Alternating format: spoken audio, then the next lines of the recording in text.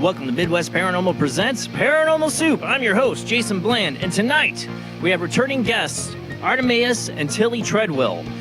Tillie has a new book coming out for Halloween, pretty much, coming out this October, with a bunch of short stories for Halloween. It's fiction. I don't cover a lot of fiction on the show, but and Tillie's experiences, I think, are very much put into this book in the realm of the real world paranormal. And they are such fascinating people to talk to, both Artemaeus and Tillie. Tillie herself is a, what you want to call her, medium. She has, psychic abilities. She's got a lot going on. And Artemaeus is an experiencer. And really got, sometimes you get woken up by certain people that are just like Tillie. You're going to meet her tonight if you haven't seen her on the show before. And we will open up the phone lines later in the show. Of course, I think you guys will all love to join the discussion with us tonight. We had such a great talk last time. And a lot of weird to get to. So much weird. I didn't, we had a show last Sunday. Usually it's when I have it in 2 weeks. I'm like, oh, I got so much. It's only been a week, and I have so many things I had to decide what I wanted to cover in the World Wide Web of Weird. So we got a lot to get to. So let's go ahead and get rolling into the show.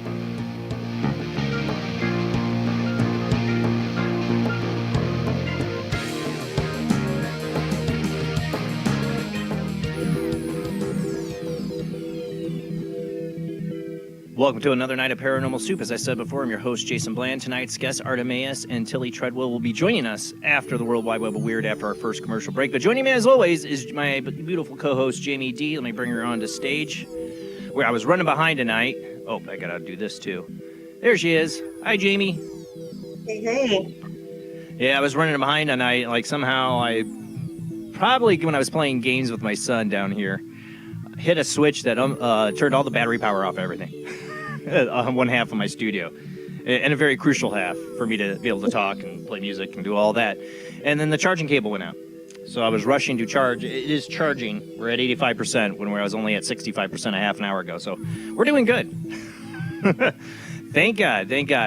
Like I said, Artemaeus and Tillie will be joining us at the World Wide Web of Weird, and we do have a lot of weird to get to, so let's go ahead and roll into the World Wide Web of Weird.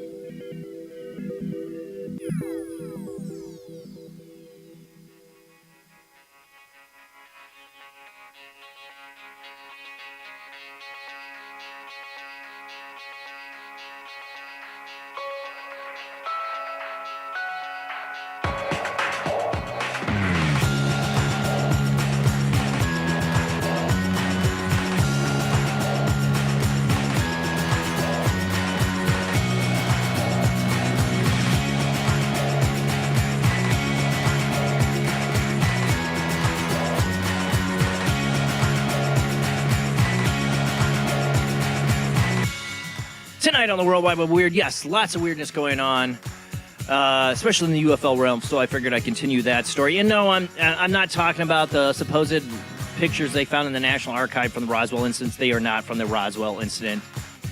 I swear somebody's playing a joke of somebody at the National Archives. Just forget that story. What I found interesting is Representative Jim Burgett, his comments about underwater UFO bases, and that they've been here this whole time. Welcome to the party, pal. For those listening on the Paranormal Soup Talkstream Live Paranormal Radio app, we are a little webcast streaming out live to Facebook, YouTube, and Twitch, where we sometimes show videos and pictures during the World Wide Web of Weird. If you want to watch, that's where you go. If you want to listen, I'll narrate as best as possible. All right, so let me get this first one. Is it? Did I do a video on this one? I think I did the video because I want you guys to actually hear what he says. Yeah, I did. Let me pause it, though. It's going to come up here, and he's going to start talking. All right. So, yeah, Timberjet, there are entities coming from several deep water areas. Of course, you know, we have the whole UFO disclosure happening. And I've heard there is a strong force happening in Congress right now trying to shut down, that we're not going to get any more hearings.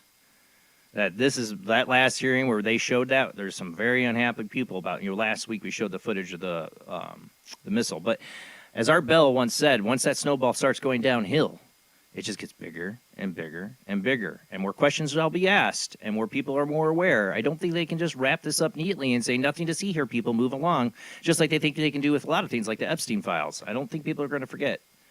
It's way too late.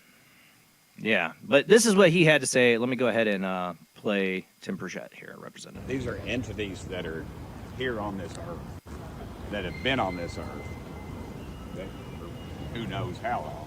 And that we, you know, we think they're coming in from way out. Maybe they did millennia ago, but they're here and they're in these deep water areas. And that's why, I mean, like we say, we know more about the face of the moon than we do what's going on there. And we have a higher propensity of sightings around these 5 or 6, I believe, deep water areas. And so to me, it just, it creates a question there. And then when we have naval personnel telling me that we have these sightings and that there's these underwater craft they're chasing that are doing hundreds of miles an hour, and the best we've got is something that does maybe just a little under 40 miles an hour. So I got a lot of questions about that stuff, and I mean... And so do we. We have lots of questions too, Representative Burchett. And keep asking them. I will, you know, him and Representative Luna, they're not the ones giving up. It's all the other. Basically, we just passed. We failed again to pass any kind of legislation that would protect whistleblowers. Is what's happened. So that's why nothing's going to happen. Nobody's going to come forward if they're going to be prosecuted in some way or attacked. You know, so that's probably about it. You know, they might shut it down, but the questions will remain. The awareness is getting more there. So they can try to shut it down. They can threaten the whistleblowers. Maybe more will say, screw you, I'm coming out anyways. They're just really trying to control it. They're trying to control the narrative. Yeah, I don't think they want... And I mean, Trump made this part of his, I'm not going to get into politics, but he made this part of a campaign promise. But I don't think his party's going to back him. And he never really shows a lot of interest in it. The only time I ever saw him show much interest in it was when he was talking about when he...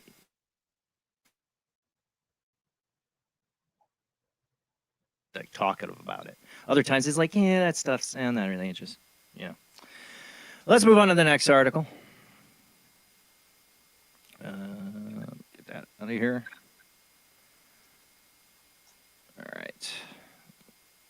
All right. This one should be an image. All right. I covered this before a while back, a long time ago. The Wall Street Journal came out with an article about Yankee Blue, which was basically, I'm not going to, for time's sake, get into reading the whole article, but Yankee Blue was codenamed by the Department of Defense as a way of testing people's loyalty test, or just a prank within the DoD and military bases where they would basically show people photographs of fake UFOs or whatever, and say, this is ours, and you have to be quiet or whatever and see what they do, or it's like a prank. And the Wall Street Journal said the DoD sent a memo out telling him to stop this practice. It was during the whole, when was this going on? Like during the whole debacle with the drones and everything. Yeah, spring of 2023. I think this is when the article came out. So now, through Freedom of Information Act, they cannot find that memo or any information on Yankee Blue. Like it didn't exist ever. I'm not a big fan of the Wall Street Journal. I'm just going to say that. No. None of the journals, none of the Times, none of it. I felt like when this came out, this was put out as a disinformation thing to discredit whistleblowers. Mm-hmm. And here we are. We can't even find proof that it actually even existed. Just saying. All right, moving on. All right, now we got some, they can have Yankee Blue and say, pranking people. Oh, yeah, I just showed a fake UFO photo to that little private over there. Let's see if he talks about it. Yeah, you think that's what they're doing? Okay. Well, while people think that's what they're doing, we got this triangle UFO filmed in Los Angeles. We got the original article from Coast to Coast AM. Have you seen this one, Jamie? Is it the one from Google Earth? No. This one's filmed in the sky. A bewildered witness in Los Angeles captured footage of an illuminated V-shaped UFO that eerily hovered in the night sky. The intriguing scene shared with National UFO Reporting Center was filmed on August 30th. While sitting on my balcony, witness recalled, I saw a light in the sky bigger than a star usually appear. Curious as to what the weird anomaly was, they zoomed in on the object with their cell phones and discovered that it was a V-shaped craft that supported a series of lights. According to the witness, the puzzling UFO lingered in the air for around 30 minutes, only slightly moving, and then it just flew off in the south direction until I couldn't see it anymore. Setting aside an extraterrestrial hypothesis, some prosaic theories for what the object could have been are some kind of secret aircraft, a drone, or ultralight plane. Yeah, I mean, we don't know land of illusion, but here's the UFO beam footage. You decide. I don't think that's a drone. And it flew off. I think they know if it was like a kite with lights or something like LEDs on it or something like that. It flew off, they said. Well, how big is that tree? I know. I mean, it's hard to say distance or size. It looks like it's incredibly big up in the sky from this angle, and this being very grainy footage, but he's also zooming in on it. But, it looks like it's pretty up there. Yeah. It does. So, no, I mean, there's nothing to see, people. We won't have any more UFO hearings and government no disclosure, but people are going to still see it. They just had music playing in the background, so I had to, mute it. But, I wish they'd just play like how it is, because, if it's a drone, you're going to hear a drone. If you hear nothing, that's when it's kind of questionable. Like, how did it make no noise? Yeah, I mean, I want to hear the noise now with the whole drone possibility.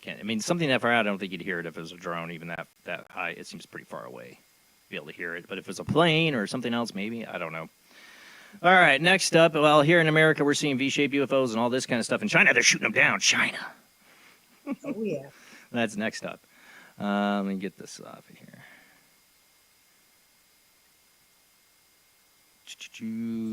I am slower at this than Rob, sorry. He had, all right, and go ahead. Tonight. He was playing a festival tonight. Said if he made it back in time, he was going to hop on. Hopefully. Let me rewind this so we get to the beginning of that video.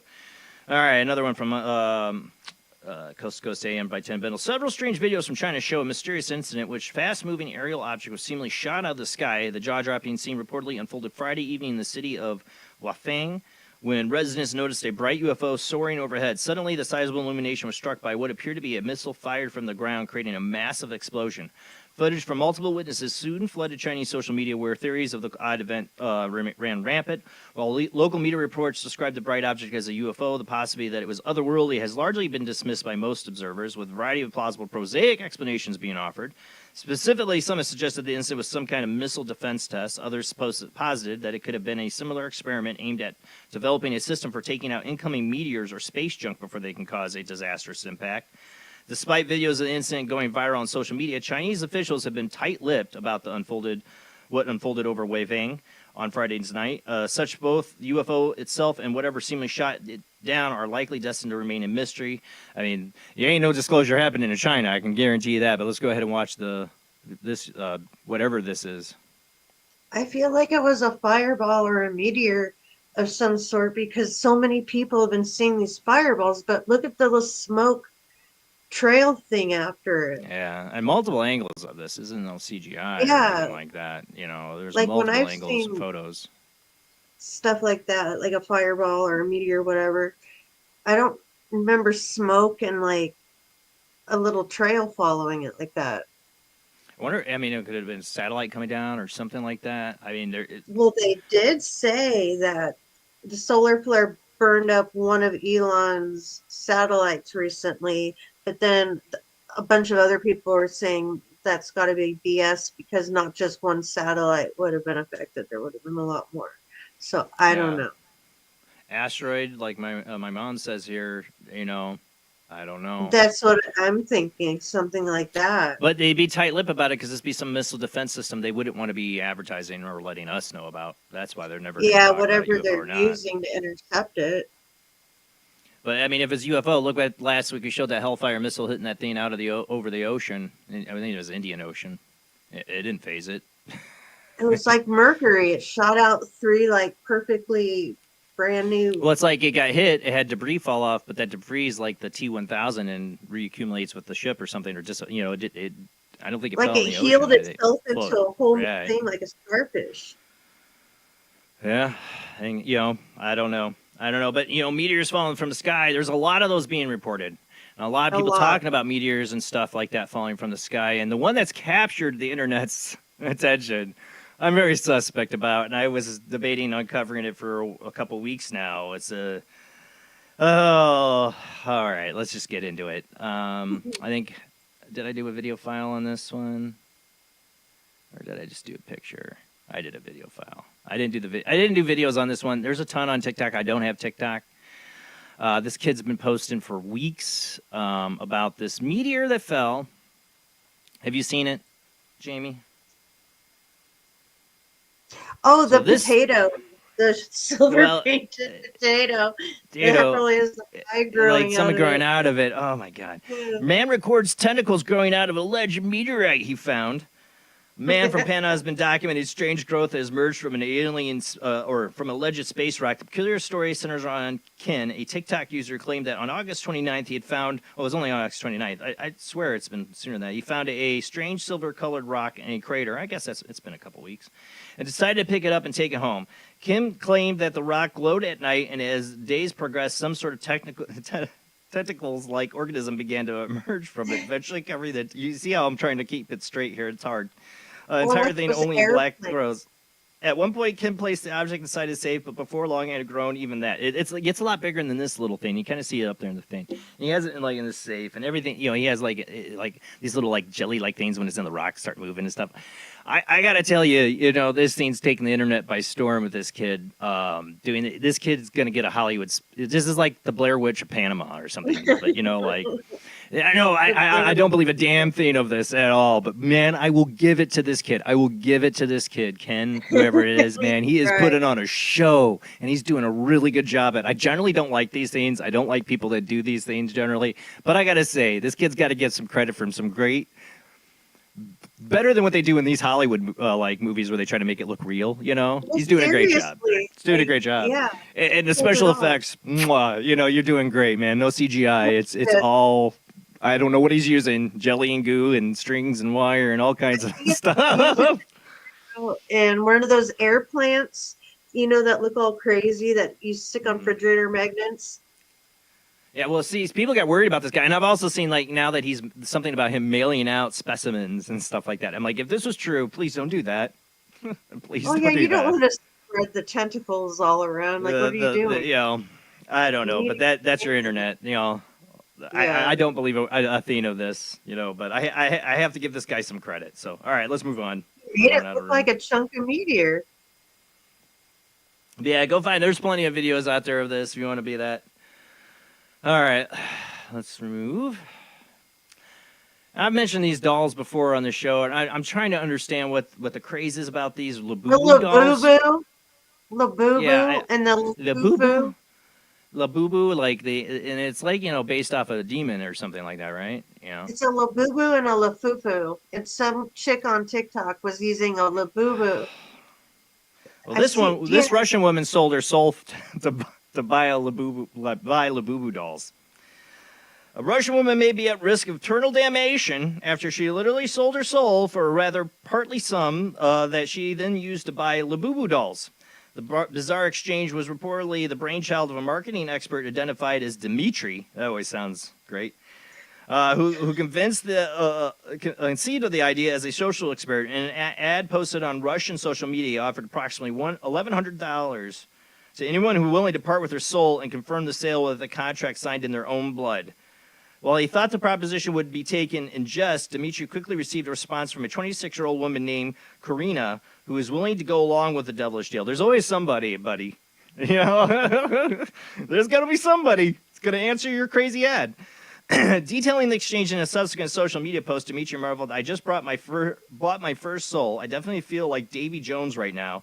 As Karina, understandably intrigued, a Russian media outlet managed to track her down and learned that she had no reservations about the unusual deal.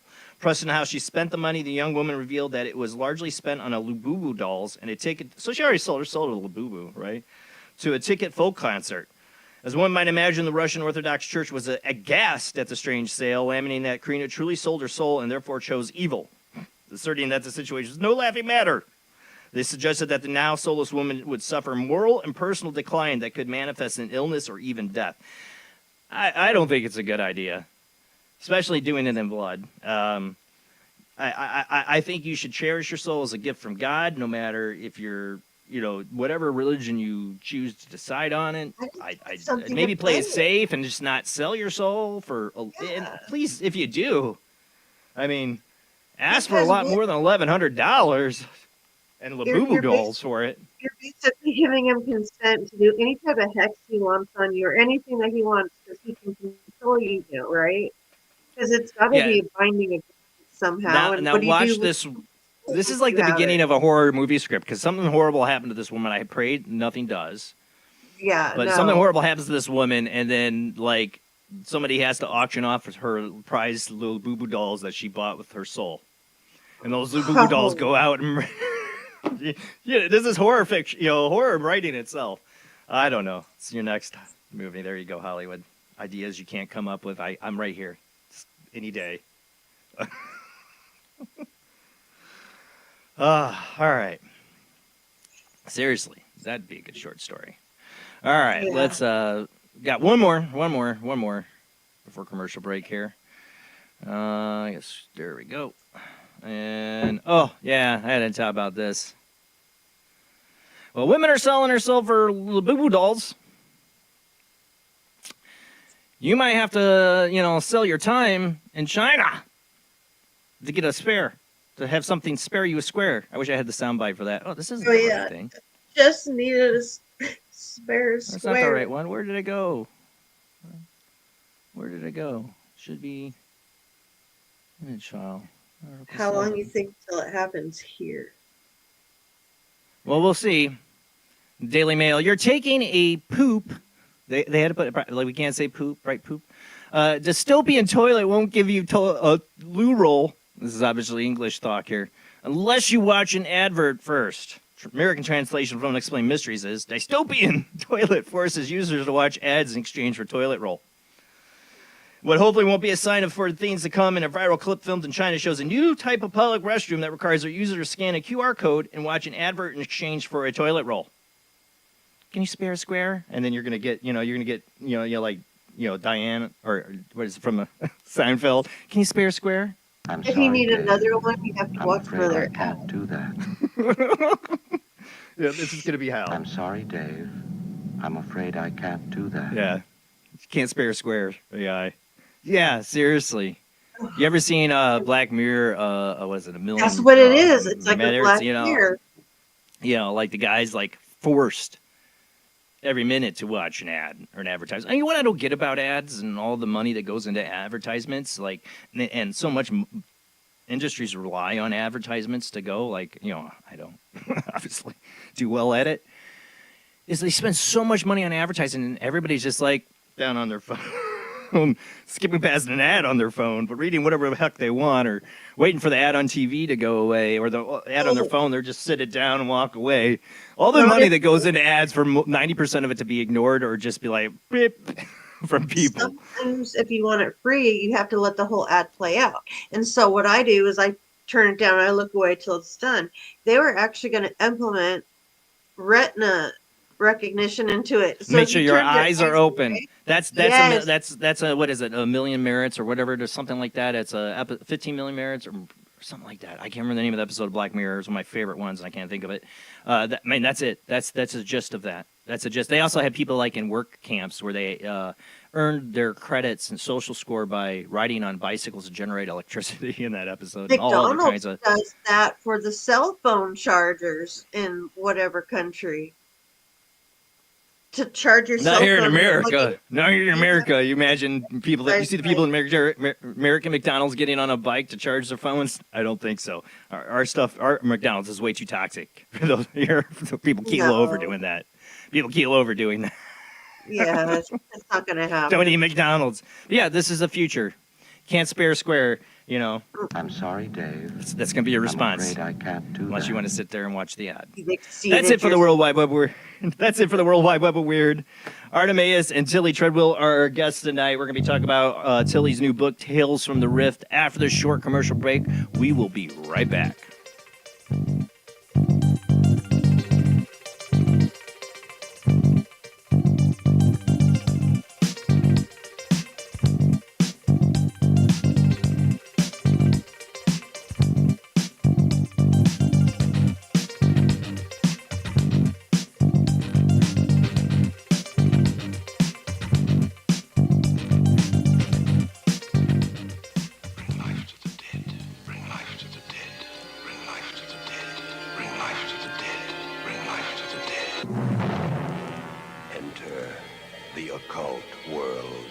Necromancy. You were brought here for one purpose. Necromancy. A ceremony dating back to the pre-Christian era. It's the art of reviving the dead. It requires involvement with evil spirits by the person performing the act. The devil god brings life to the dead. No, please. No, please. And death to the living. Necromancy, starring Orson Welles and Pamela Franklin. From Cinerama releasing. In color, rated PG, parental guidance suggested.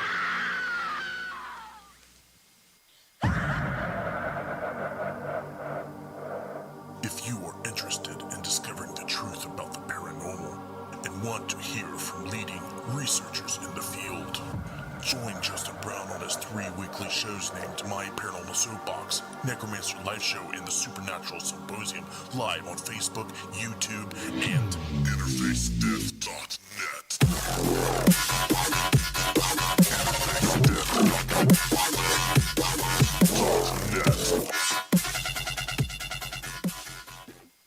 He is conducting an experiment into the combined effects of sensory deprivation and hallucinatory drugs.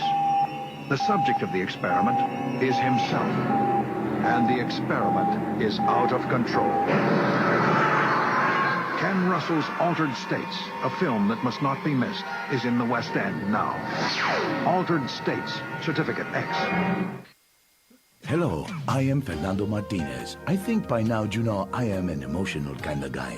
People stop me in the street and say, Fernando, what the hell is wrong with me? Silk shirt, hairy chest, enough aftershave to drown a household pet, but I still cannot get a woman. I tell them you are an ignorant fool. Without a symbol of power and fertility around your neck, what kind of woman is going to respect you? That is why I have teamed up with Medallion Man, the shop for medallion needs. Medallion Man caters to all levels of masculinity. For the strong, silent type, a medallion the size of a hubcap will say everything that needs to be said. Even singing medallions for the Casanova, who knows music is the food of love.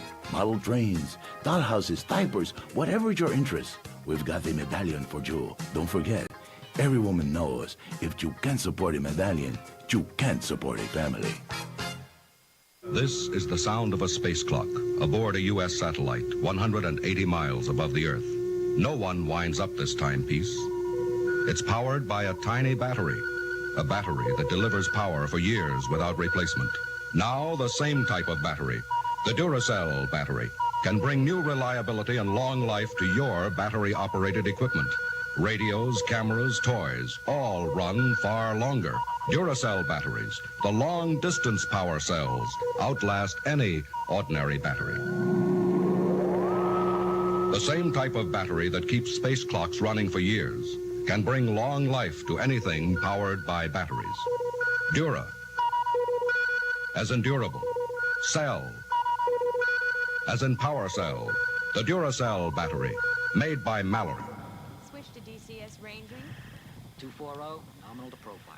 We're in the pipe. 5 by 5.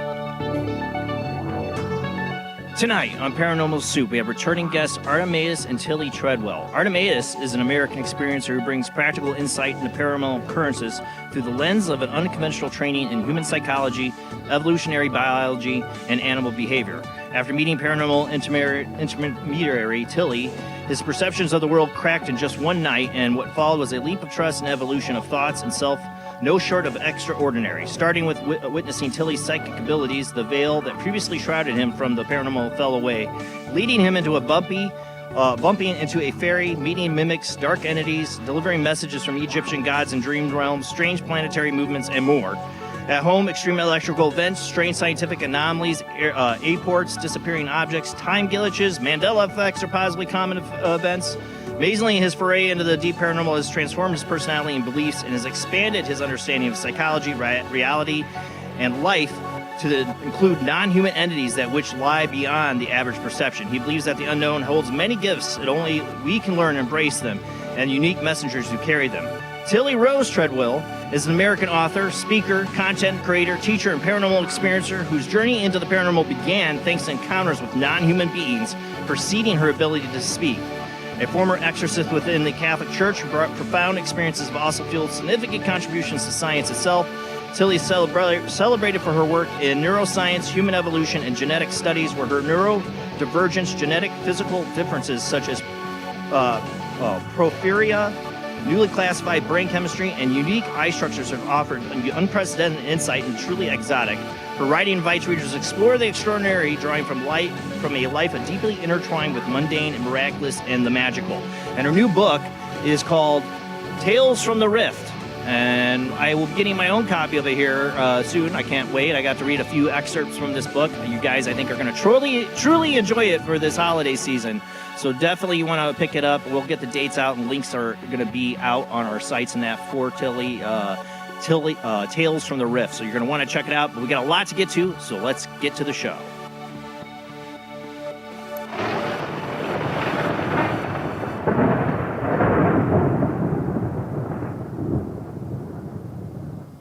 All right, see we got them both here. So let me get Tillie, and let me unremove that. And there we go. Hopefully we can hear everybody all right. Hi. Hi. Getting some breakup from both of you, though. Notice that. Yeah. 1 second here. Tillie, you talk. Artemaeus, hold a second. I'm going to mute Artemaeus. Tillie, go ahead and talk for a second. Testing. Yeah, it's got a little bit of a crunch breakup to it or something going on signal-wise, I think. I see your image is good. I keep talking for a second. Can you hear me now? It's going to be bad. It's like cutting out. Like, just 1 second. Okay. I don't know if it's a bad connection to something or... Okay, how is this instead? Same. Oh, this. Oh, that might be signal issue you might be having. I don't know. Because it's like cutting choppy and, like crackly. Artemaeus, you talk for a second. I'm going to mute you, Tillie. Let's see what you got. Yeah, let's see if my sound is any better than hers. Yeah, yours is. Yeah, you're not breaking up. Hers is some kind of signal issue, I think. Are they next to each other, the computers? No. No. No. Tillie might hang out enough. I don't know. I'm just worried because it's got the crackle or breakup to it, like when you talk. Like it's like gonna disconnect on us or something. The video image is good, I think. Can you hear me at all? I hear you. No, I hear you. It's just like when you talk, it crackles. Like there's a crackle. Like, Maybe you're too close to the mic, dear. Yeah, you're a little loud too. Yeah, maybe it's that. What about this? I turned down the volume a little bit. Yeah, that sounds better. It's better. Is It's that better. better? Okay. I don't know. I think it's somewhat signal though too. That's the problem we might have tonight. Hopefully, it doesn't cut Yeah, out it on might us. just That's be the a only little thing. bit choppy, and if it cuts out, then Aw, I'm sorry, guys. Yeah, I'm gonna get a new tablet here somewhat soon because I've been having some issues with my tablet. It's real bad. Now you're talking. It's just crackling. Every A time you lot of speak, it's people are having crackling. problems right now, Yeah, though. I don't know if it's internet or not. Do you have a phone to try? So I hate doing it by phone, but I don't know if that would be better or. I can try. Like if we Because send this isn't gonna something work. to your phone. I'm so sorry, guys. Okay, No, just it 1 second, happens. please. Yeah. Hey, hey, honey, do you know where my cell phone is? No. That's my answer to my wife. Whenever she. Right. Yeah. I have to call her. I don't know where you were when you used it last, but it must be somewhere in this house. It must be. I will be back in just a moment, guys. Okay, no problem, Tillie. That almost sounded better right there, though, when she just said all that. I'm not. I'm hearing the crackling. I can hear what you're talking about. It's coming through even on my speakers here. So A little popping. Oh, yeah, it's a signal distortion is what I think it is, or something messed up with whatever device she's using. Yeah, it could be, for sure. Are you guys at the same house? Yes. Are you doing headphones? I really want her on. Right now? I mean, would you guys be able to do it just together on your computer if you have to, if it comes down to it? Yeah, possibly. Yeah, definitely. We could. Okay, we at least know we got that as a backup.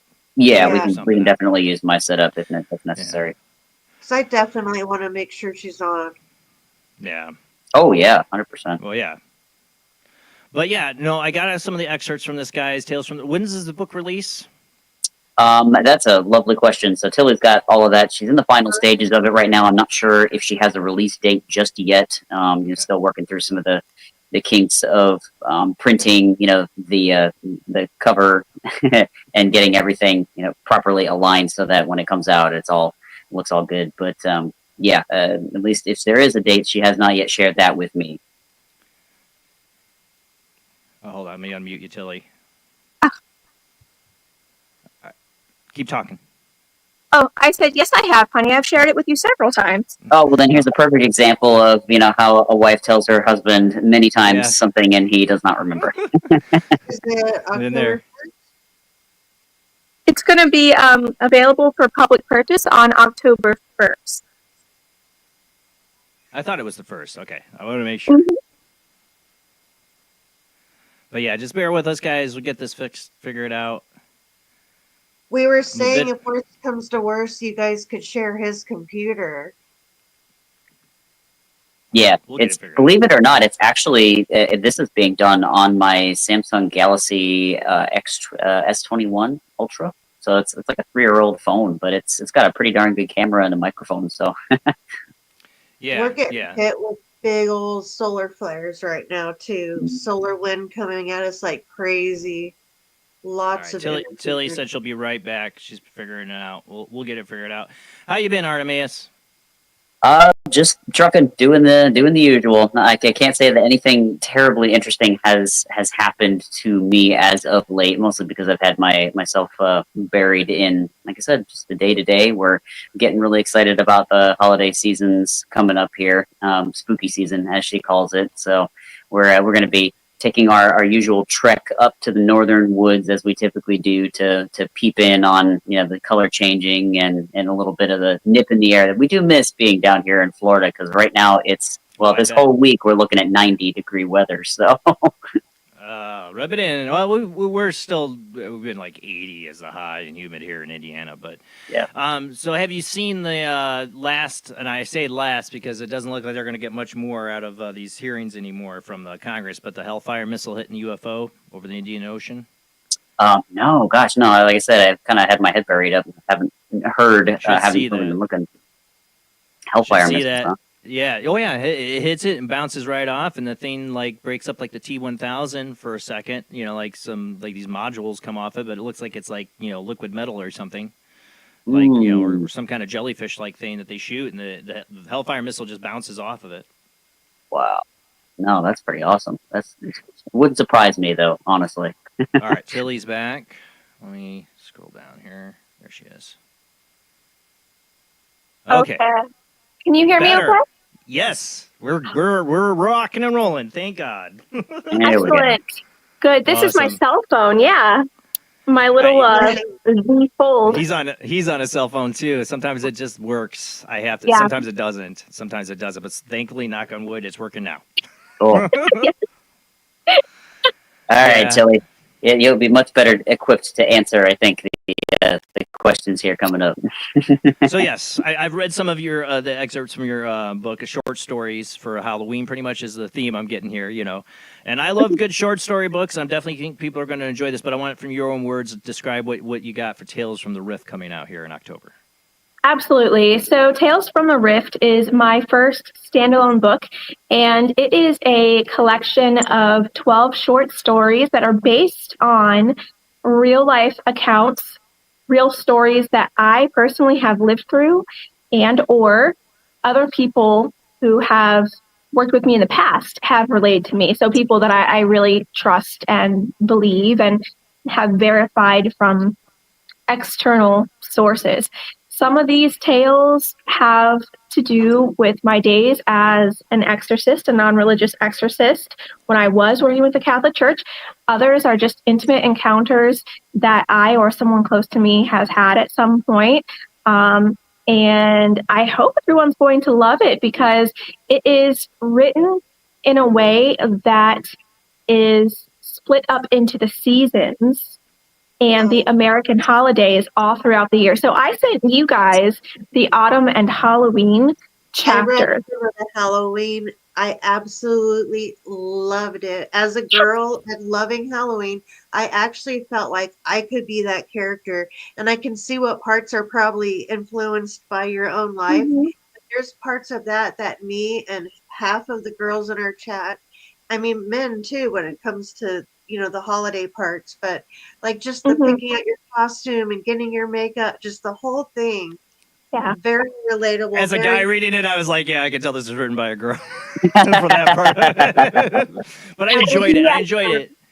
That story in particular, no. So I don't know how much you want to give away, though. We don't want to give too much away. We only got little experts from it. But so why don't you feel most free to talk about everything except the ending? How do I want to? Yeah, right, no spoilers, but you can talk about anything else. I know. How you let's talk about the idea. There's an idea or concept in this that I relate to quite a bit in that first story I read. With was it Marsha was the character? Marisha.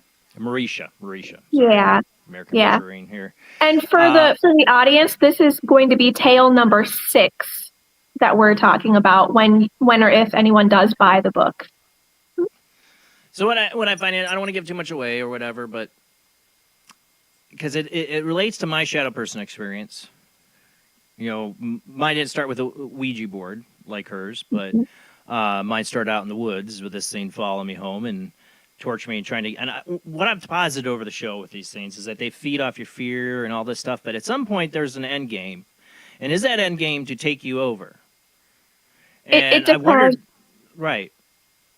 Go ahead. I'm so sorry. Sometimes I'm really horrible with No, you're fine. No, you're fine. Go ahead. It depends on that non-human person, in my understanding and in my experience. So some of them really want to come and have this full physical experience, which is why, in part, the Ouija board got such a bad rap. and others, they just want to share a body. So I've also encountered a few different scenarios where a human being is sharing that human body with a non-human person from elsewhere, but in a very positive way. And that's going to be something that I use for inspiration in one of my next volumes, because the publisher and then the person who wrote the foreword, John Russell, he's a multi-award winning author. They both loved Tales from the Rift so much that I was granted essentially endless contracts to fulfill the series and a spin-off novel. And that's what I'm going to start working on. But everything is based in truth, especially for Tale 6. Well, I think we talked about that, didn't we, last time you were on? Kind of like an experience that has to have influenced that, I believe. Yeah, a little bit, yeah. Yeah, I thought so when I was reading it. I was like, oh yeah, this is definitely influenced by Tillie's experiences, I can tell in this story. And that, like I said, that's something that hits close to home for me in my fascination, is these experiences with like these shadow beings and what they're up to, and the idea that there are some people walking around either what they, Malachi Martin would have said, fully possessed. Either is that because, and I don't know if in his terms he meant, there's no human soul left and it's fully possessed by a demon, or their soul is, they're, like you said, they're living like jointly, I guess. Right. I think it's a fair and a valid question. I think a timeless question, really. And what makes someone anyways? Because if we think about it, we're not really purely ourselves at any point in time because of past experiences, biases, culture, religion, politics that surround us, the physical environment, our nervous system state, and then also parasites within the body and the microbiome. So already we're living a really blended lifestyle, and this is why I have no problem with the concept of so-called possession or shared bodily form, anything of that nature, if that makes sense. Also, it might be helpful. People may want to read a little bit more about the book. You might want to pop up the back cover that I sent you so that people can read that on the screen while we chat. Just a friendly suggestion. No,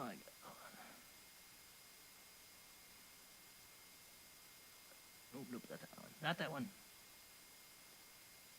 It's not as quick about it as Rob. Hold on. In the meanwhile, there's something that I might be able to add here to further to that discussion about, whether or not somebody is full-time possessed. So as far as I can tell, there was actually a researcher. You can find his lectures from Stanford on YouTube. He's more known for his work with testosterone, and most recently a book he wrote about free will. Dr. Robert Sapolsky, he doesn't believe that we have much free will because of actually what Tillie was mentioning, is that we are already a conglomeration of so many different factors that at any given moment, the decisions that we make are what we think are us are actually being informed by many, many different things, that which we may not call us. This, consciousness between our ears, or at least that's where some people say the seat of consciousness is.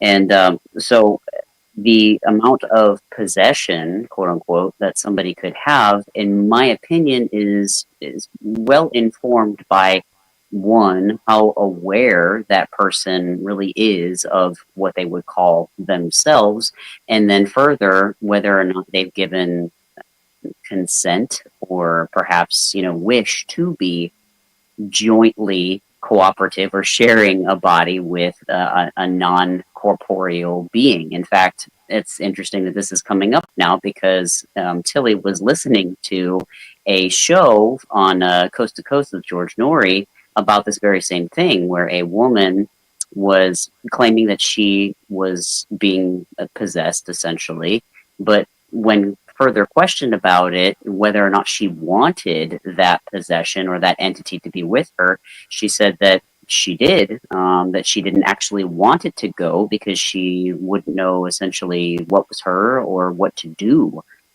with herself or who she really was. And that was a scary proposition to her. So the possession that she was experiencing was in part or in large part actually welcomed and wanted. So could we call that, parasitic or, a negative connotation? I think that's how it has to work. I hate to interrupt you on this, Artemaeus, but I think that's how it has to work. Everything I've researched on it, and Malachi Martin said, the ones that fully possessed know it and agreed to it. Yeah, and that's exactly without their agreement. Yes, and that's exactly what I discovered during my own paranormal travels and my work as an exorcist. So there are very few exorcists out there who will genuinely acknowledge this side of the coin and say that the healthiest option for a lot of people dealing with someone who is completely possessed is to just walk away from that situation because the so-called victim actually wants it. And even when I was listening to the show earlier, talking about this type of possession and inhabitation, the woman said that if she could go back and change one thing about her past, that she wouldn't have done the investigation that got her the spirit attachment or the possession. But she also admitted that she walked into the situation thinking that she knew everything, thinking that she knew why the spirit was there, what it was, what it wanted, and that she essentially was there to do the thing and it was going to all work out in her favor. So she admits that there was arrogance there and that she wishes she could change it. But now that she has it, she doesn't want it to go because she does have this, in a sense, codependency. And that has been present in every single one of the unhealthy cohabitation cases that I have worked. And there are lots and lots of non-human beings and non-human people out there who are more than happy to take advantage of that for energetic food or for the cohabitation. So I think it's really wise to be incredibly careful about what you do, how you do it, why you do it, and with what mentality you engage it, if that makes sense. Yeah, I would caution anybody that has an inkling. We had a video on here years ago of a guy who is he almost was giving it felt like an infomercial on advocating for indwelling spirits. That's what it was like. And I'm like, yeah, you might have a bad time. Yeah. I personally, I think people, I would advise anybody, if anybody came to me and was interested in this, I'd say, do your research, look into it. I've researched this kind of thing because I actually have my own fiction idea that revolves a lot around this world of people who do knowingly invite this in, for power. Because I think a lot of your historic people who were considered magicians or considered sorcerers invoked a lot of these powers, and your tribe, your shamans, and these things are here, and there's powerful forces that can be wielded by very wise people to know what they're doing. Are you them? Don't think so. Don't do it. Exactly. Just develop your relationship with God, and that's not on any specific religious principle or Zen or whatever. The quiet, still voice within. Be fine being alone by yourself with that quiet, still voice. That's the only thing. That's the advice I give with you. That's a very powerful power in itself. Don't go searching for demonic power or entity power or non-human power or anything. I wouldn't do it. You're gonna have a bad time. I mostly agree with you because in my experience, most human beings, because of the ego content that most human beings possess, there is a lot of delusion and storytelling there. And I hate to put it that way. I just can't think of another way to describe it. So a lot of human beings do not understand the difference between fact and opinion, and they tell themselves stories over and over and over without fact checking anything, and then they don't understand how information and history can be manipulated. And so there's a lot of faith there and assuming that something is true when actually the very opposite could be true. That's but even you scroll through social media. Yeah. So perfectly said. Yeah. Yeah. Cool. Yeah. Which that actually reminds me, dear. I recall that we were asked what we meant by ego at the end of the last show that we did with Jason, and we had to wait until the next time to elaborate on that. Point. Yeah. And I don't know if that was something that we wanted to talk about this show or not, but that brings we brought up ego again, and that just reminded me that we sort of left that dangler the last time. I think we should talk about it a little bit, you know, but I think you're so much better than me at explaining that. Well, I mean, we can do that. Or Jason, did you have something else that you wanted to, another direction you wanted to head for? No. Go ahead. We did kind of leave off on that last time you guys were on. We did, yeah. And I don't know if we circle back around and answer chat questions at the end, but I also noticed that somebody popped up with the question of where they can purchase the book. Oh, okay. So it's not out just yet. It's coming out on October 1st. I should have a pre-order link here very soon. We're just in the very last throes of getting the cover approved with Amazon and whatnot. And then also, if anyone's interested, I've been getting requests for autographed custom hardback editions. If anyone is interested, please reach out to me or us directly, and we can get that taken care of for you. But yeah, it'll be on Amazon in digital, paperback, and hardcover. What's the best way to reach out to you for that, just so people know? You can use either talktillie to me at gmail.com or theweirdwalkhome@gmail.com. All right. Yeah. All right. So, let's get into this idea of the ego, because we had confusion on this. I remember last time one caller had asked, and they rightfully so, like the conversation was like, it sounds like you're blaming victims for their, that's where we got it. It's like, no. and it was like towards the end of the show, so we're running out of time. So that's what we're kind of getting into. And Artemaeus, you can take it away from there.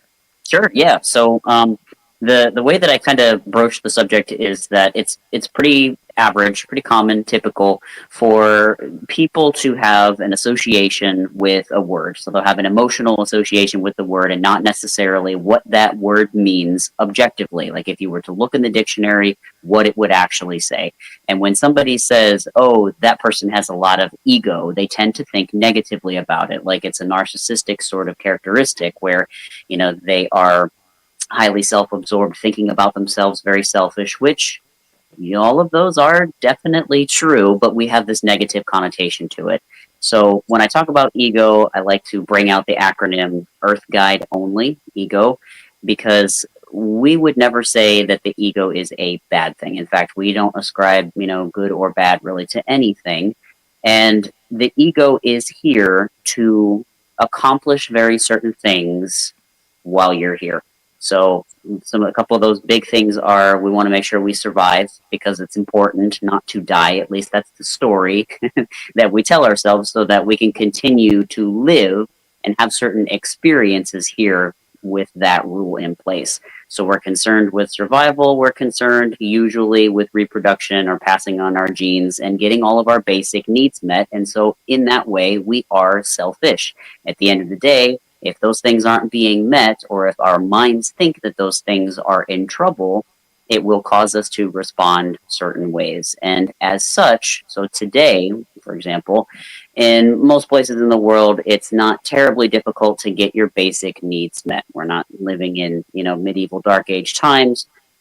Food, water, shelter, those sorts of things are relatively easily taken care of. However, we're social creatures, generally, as human beings, so it was important in times of old for us to be very aware of the social interactions that we had, because if things weren't going well there and we were potentially ostracized from the group, to be alone is also a threatening and dangerous thing. So the egos now tend to focus on more of the social aspects of things. So, for example, there are people who will people please because they don't want to be thought of poorly by other people. It's important to them to be liked and wanted in that way. There are people who respond certain ways selfishly because they're constantly worried that somebody is going to take something from them. that they are resource guarding, essentially. They're always looking out for a threat in the environment. Am I being treated fairly? And the ego will then interpret all of these things and, as Tillie said, tell you certain stories that, from your perspective, your ego is just trying to keep you safe emotionally, physically, sexually. I mean, all of those things, and protect resources. But they are not always, and often are not, objective facts or truths. It's just what your ego is telling you to accomplish, those things. So we don't say that the ego is a bad thing, because obviously there's a reason it exists. It's something that you do need, and with bumping up against other people who are used to the same sort of selfish behavior and treatment and abuses, it's just sort of a vicious cycle. So it can be hard to break and, be objective, pull away and look at things from a very factual, holistic perspective. But when we say somebody has high ego content, it typically means that they're not very aware that a lot of their behavior is being driven by those, needs in those stories that, the ego is attempting to accomplish, if that makes any sense at all. So, wow, the ego is necessary, from Dan there. In the Egyptian, I think I've always been fascinated with the idea with the concepts of the afterlife, the soul, consciousness, and the Egyptian ideas of what we are, what makes us. They segmented the soul up into some ways. You could look at it as 9 segments, others look at it as 3. But like the main 2 being the Ba and the Ka. And the Ba would be like the ego. They were trying to figure this out even thousands of years ago. This is, go back to the great thinkers of Greece and, Aristotle, Socrates, they're all trying to figure this out. What is this voice in my head? They're not the little silent, the silent still voice. That's the one I think people need to really pay attention to. But the chattering monkey box, the monkey mind. We've been trying to grasp with this for centuries, thousands of years.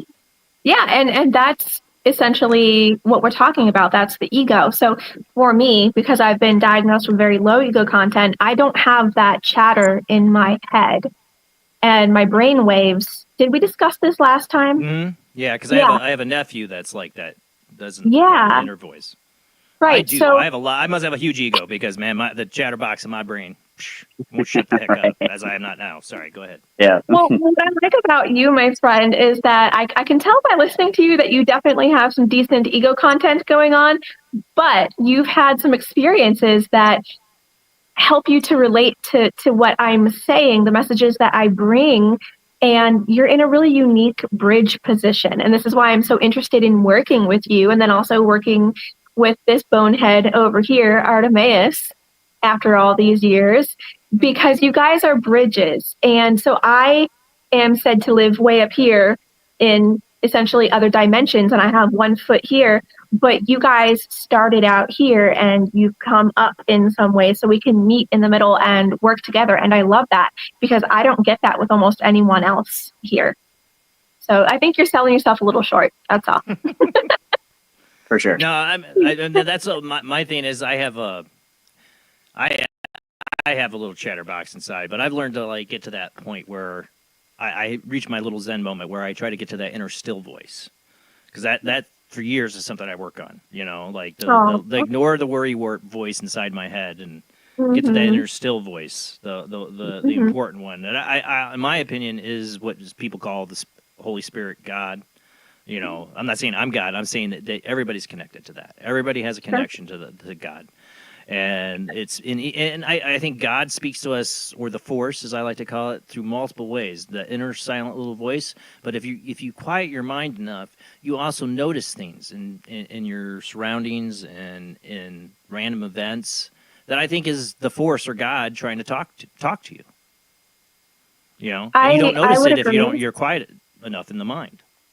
I would agree with that, and I would like to say that I have met some egoed people who seem not to have that connection at all, and they seem to be completely impenetrable by any type of reason or logic or love, empathy, anything like that. And I think that we all at some point go through an NPC type of chapter or experience. And I think it's necessary for growth here in a lot of ways.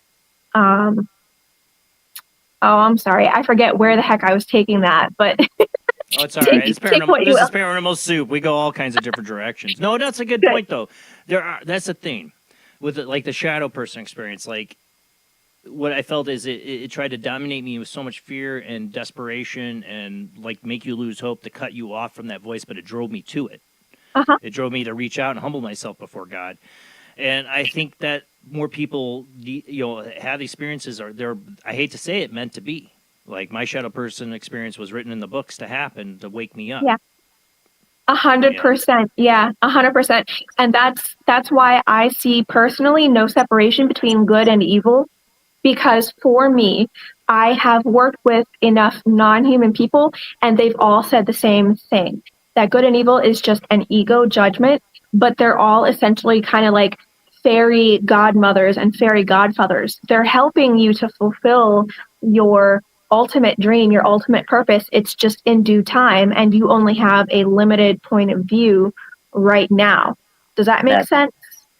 Yeah, I get it. It's a hard concept for people because, I mean, I will be the first one when I see evil to call it out, like real true evil. I'm not going to, I'm going to stand my ground if somebody wants to commit acts to harm a child or, kill or murder. I mean, there's things that to me are just evil. Whatever the story is, it's it's for God to decide what happens to those people or that make these decisions, do horrible things.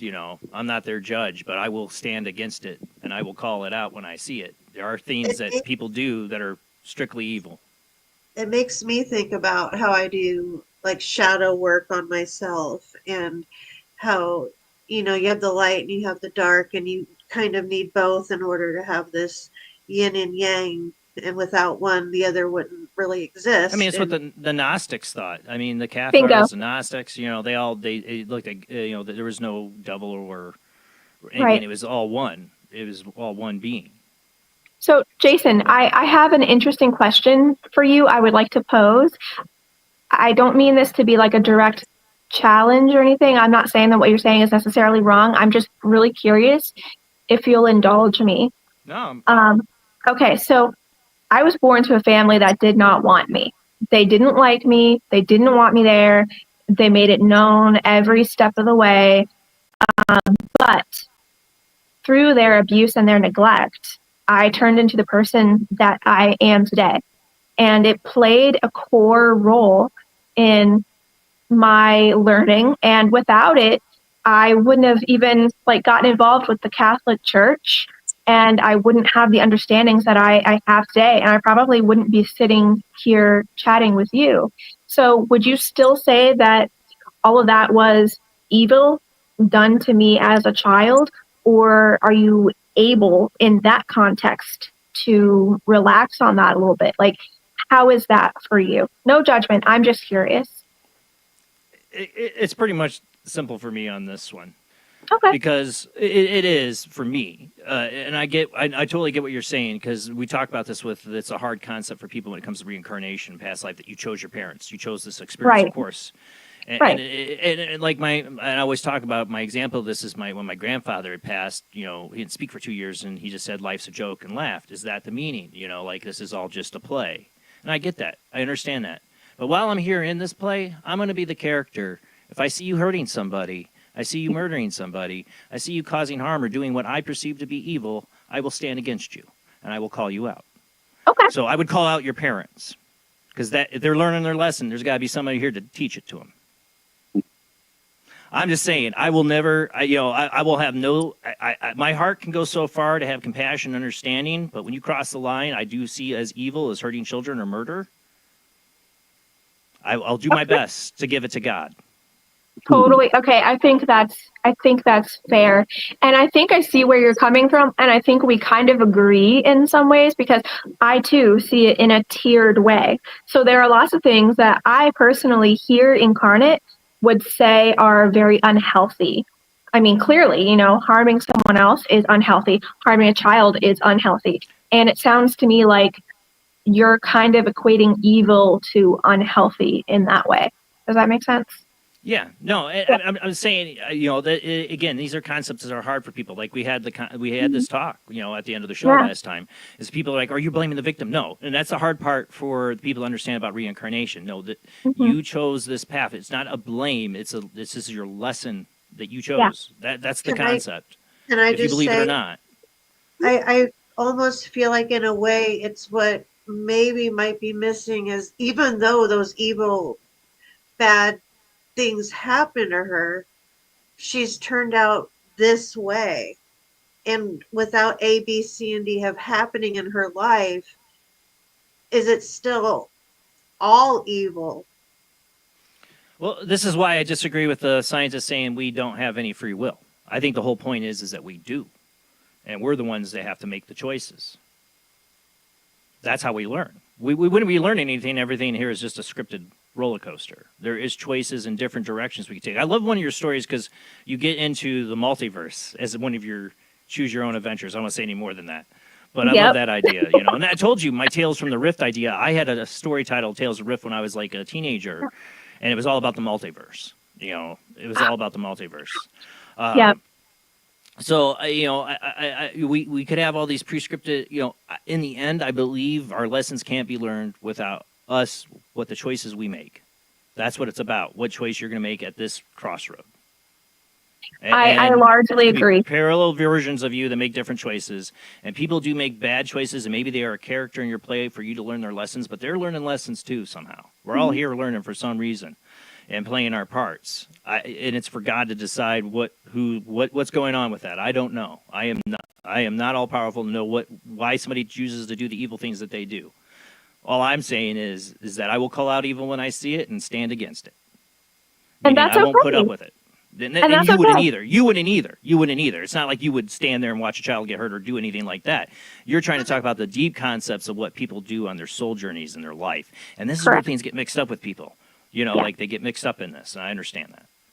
Yeah, because I see it from an incarnate point of view here, but then I also see it from a slightly beyond the veil concept. So from the quantum realms, you could say.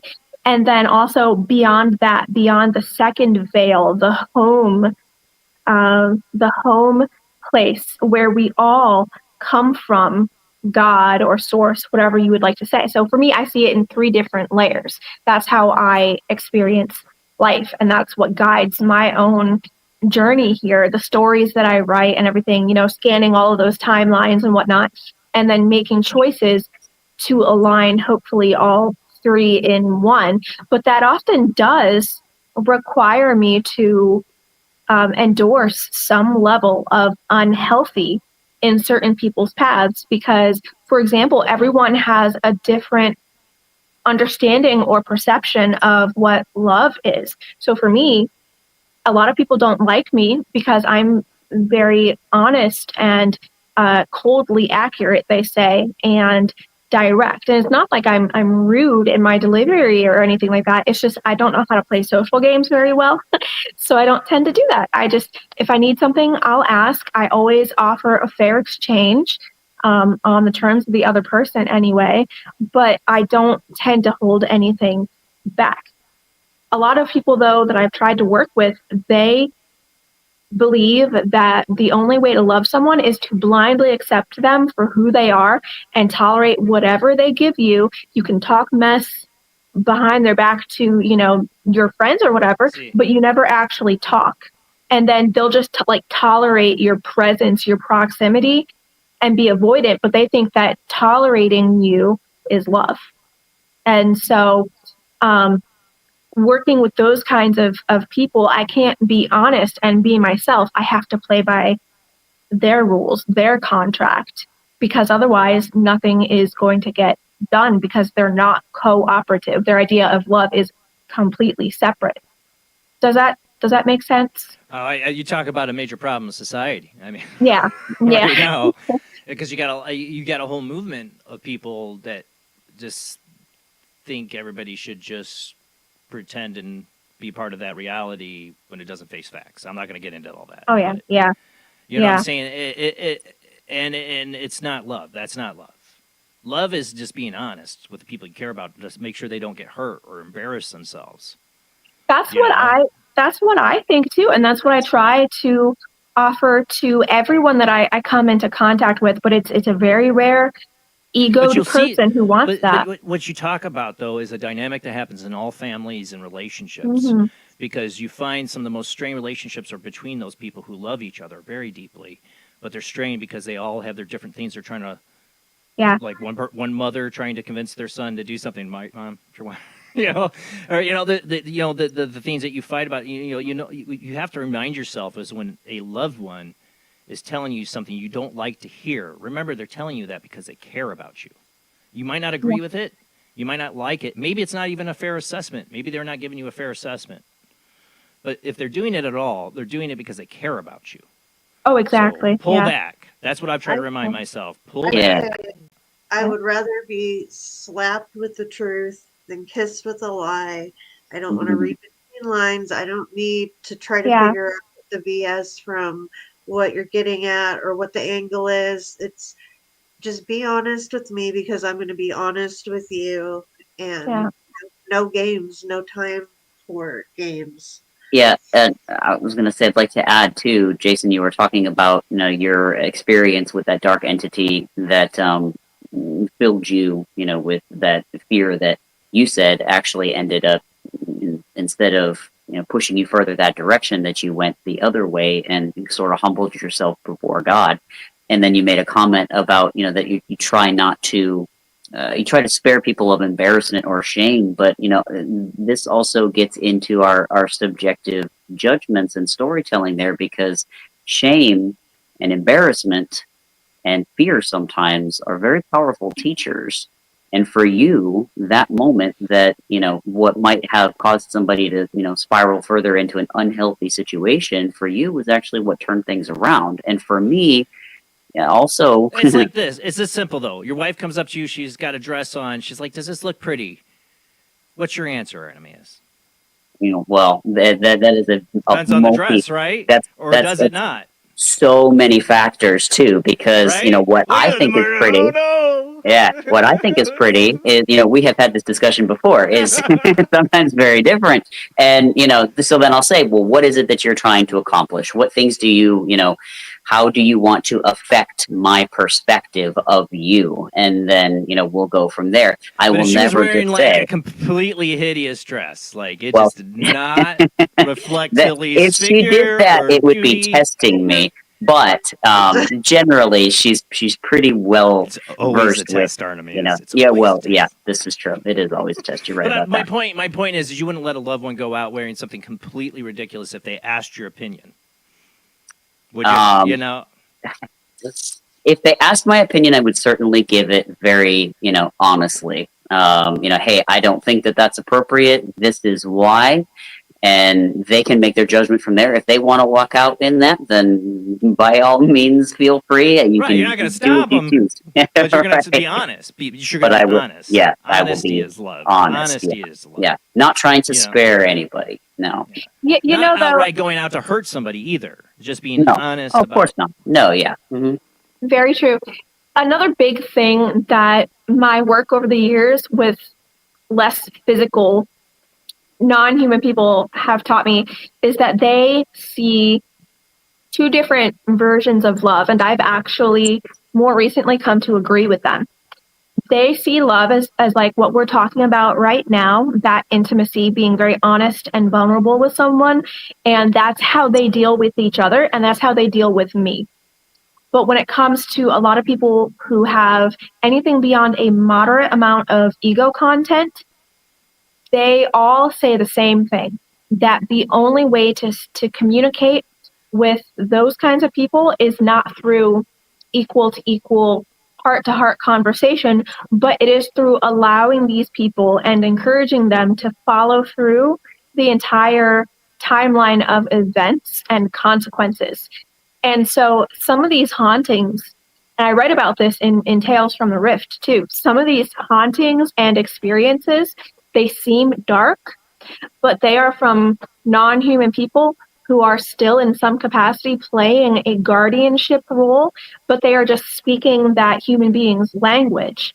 So they will see a human being doing something destructive, and instead of coming to that person and say, hey, you're going to royally mess up, please don't do that because this and this and this is going to happen, it doesn't work. So if a non-human person were to come out and just walk up to you on the street and say, hey, my name is such and such, and I know you from here, you probably wouldn't believe them. And you probably wouldn't believe what they say about what's going to happen soon in your life if you keep on with this destructive thing or whatever. But if the typical human being is given complete indulgence and abandon to fulfill that timeline to its completion, that's when we get human beings and egoed people who hit that rock bottom. They see the fruits of their beliefs and their actions, and then they have the opportunity to change from a humbled, experienced perspective. So some of these non-human people will purposefully be incredibly antagonistic towards these egoed human beings in order to help them learn more quickly and more deeply. And of course, there are other implications, like then the human being demonizing the non-human person and misunderstanding other aspects of it possibly. But the point remains that now that person has learned that doing drugs is bad, okay? Or, whatever the case may be. Drugs are bad, okay? Yeah, I'm good.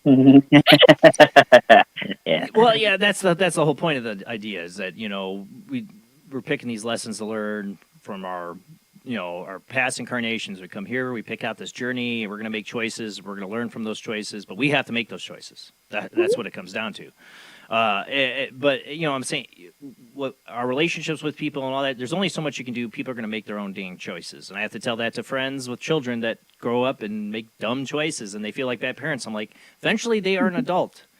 No matter what you did as a parent, you tried to raise them right. They are their own human being. They came in here with their own destiny and plans and lessons, and you have nothing to do with it.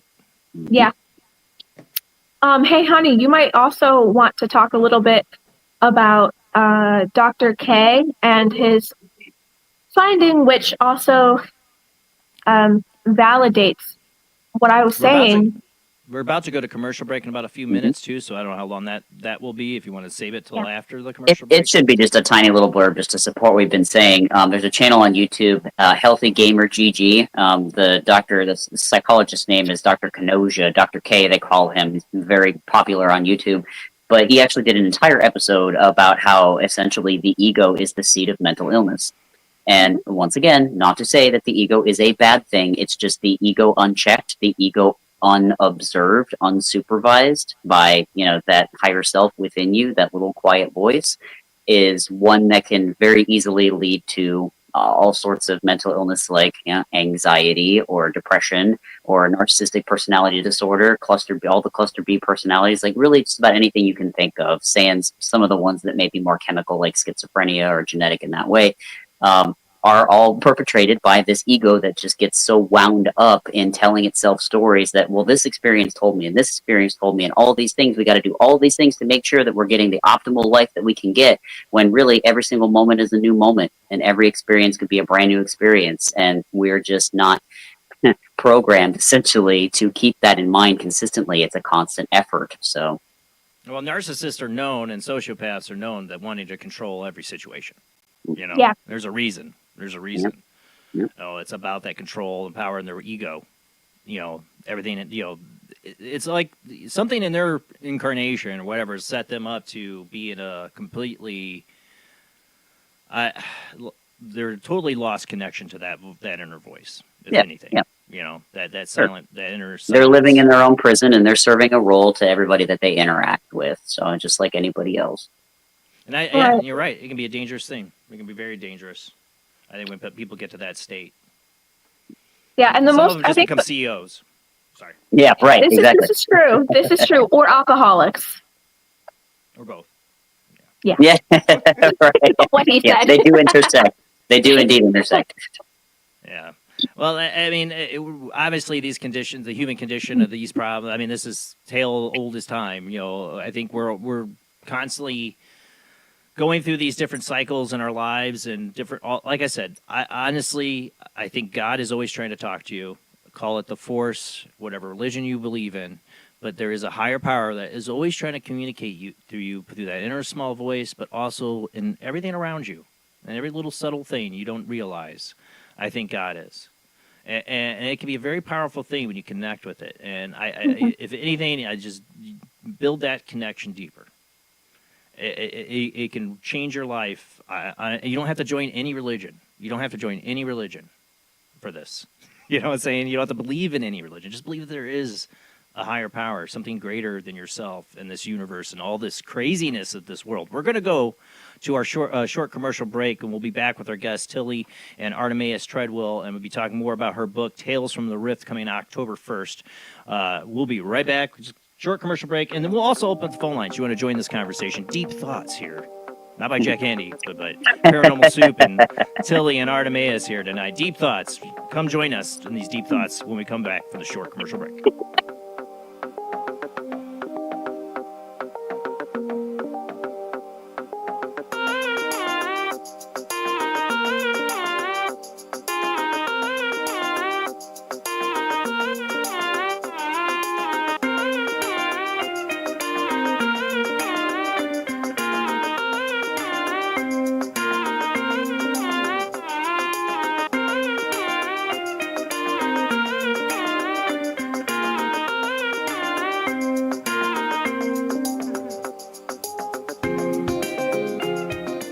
Conducting an experiment into the combined effects of sensory deprivation and hallucinatory drugs. The subject of the experiment is himself, and the experiment is out of control.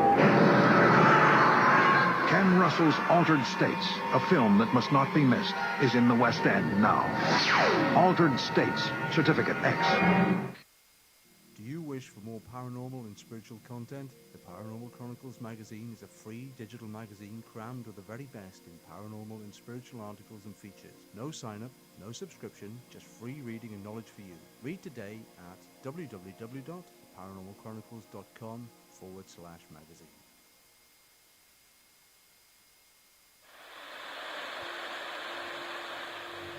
Join us every Wednesday night at midnight Eastern Standard Time for Weird Wednesday, the live stream, with your hosts Jamie, the Living Dead Girl, and Rob, the Phantom, where we'll talk about all things paranormal, including zodiac, astrology, tarot card and oracle card readings, live ghost boxing and spirit communication, where we'll do Voices from Beyond, the Cold Case Files. So we hope you join us live on Facebook and YouTube every Wednesday night at midnight Eastern Standard Time. We hope to see you there. Bye-bye.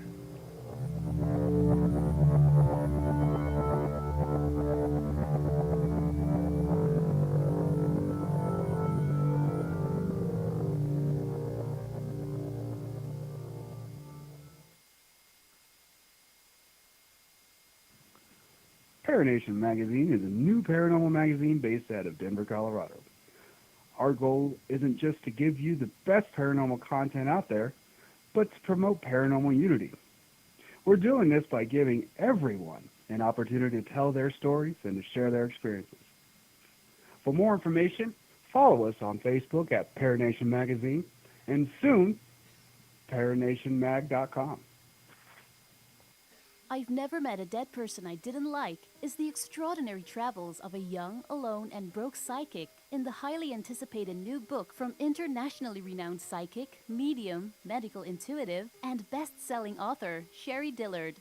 Critics have described I've Never Met a Dead Person I Didn't Like as an engrossing memoir, an empowering story of how a broken girl came to accept her psychic gift, a refreshing and fun read.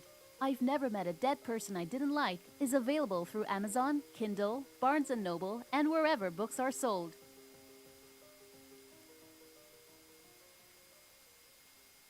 Wrote Spirits of the Dead with a pen dipped in warm blood. You will see the ultimate in terror with this important all-star cast. Brigitte Bardot, Alain Delon, Jane Fonda, Terence Stamp, and Peter Fonda in Edgar Allan Poe's Spirits of the Dead. Only Poe's demented genius could bring to the screen such horror and evil. Spirits of the Dead stars Brigitte Bardot, Alain Delon, Jane Fonda, Terence Stamp, and Peter Fonda. Directed by three masters of the cinema, Federico Fellini, Louis Malle, and Roger Vadim. Spirits of the Dead is an adventure in terror beyond your wildest nightmares. Spirits of the Dead in color is rated R.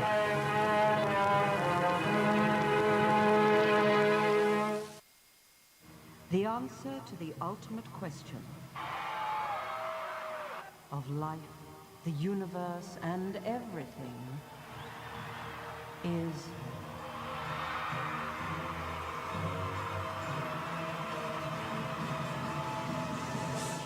$42.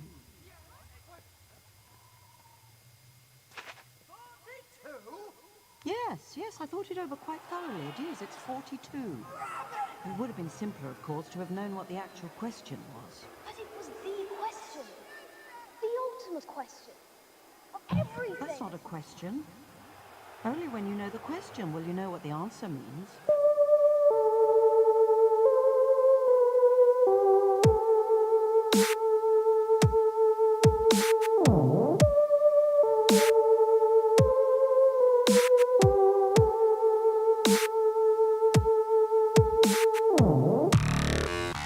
You're listening to Paranormal Soup, bringing you the weird every Sunday night. Call into the show and join the discussion.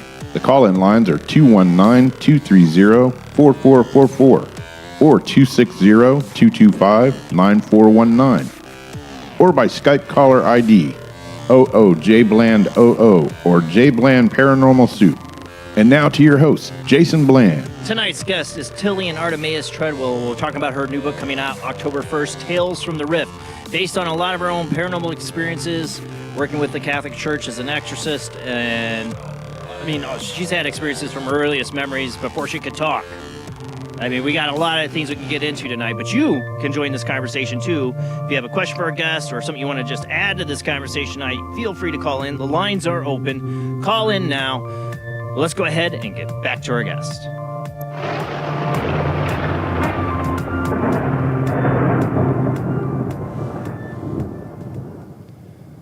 All right.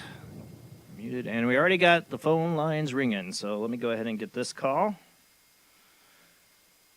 How's it going, Captain?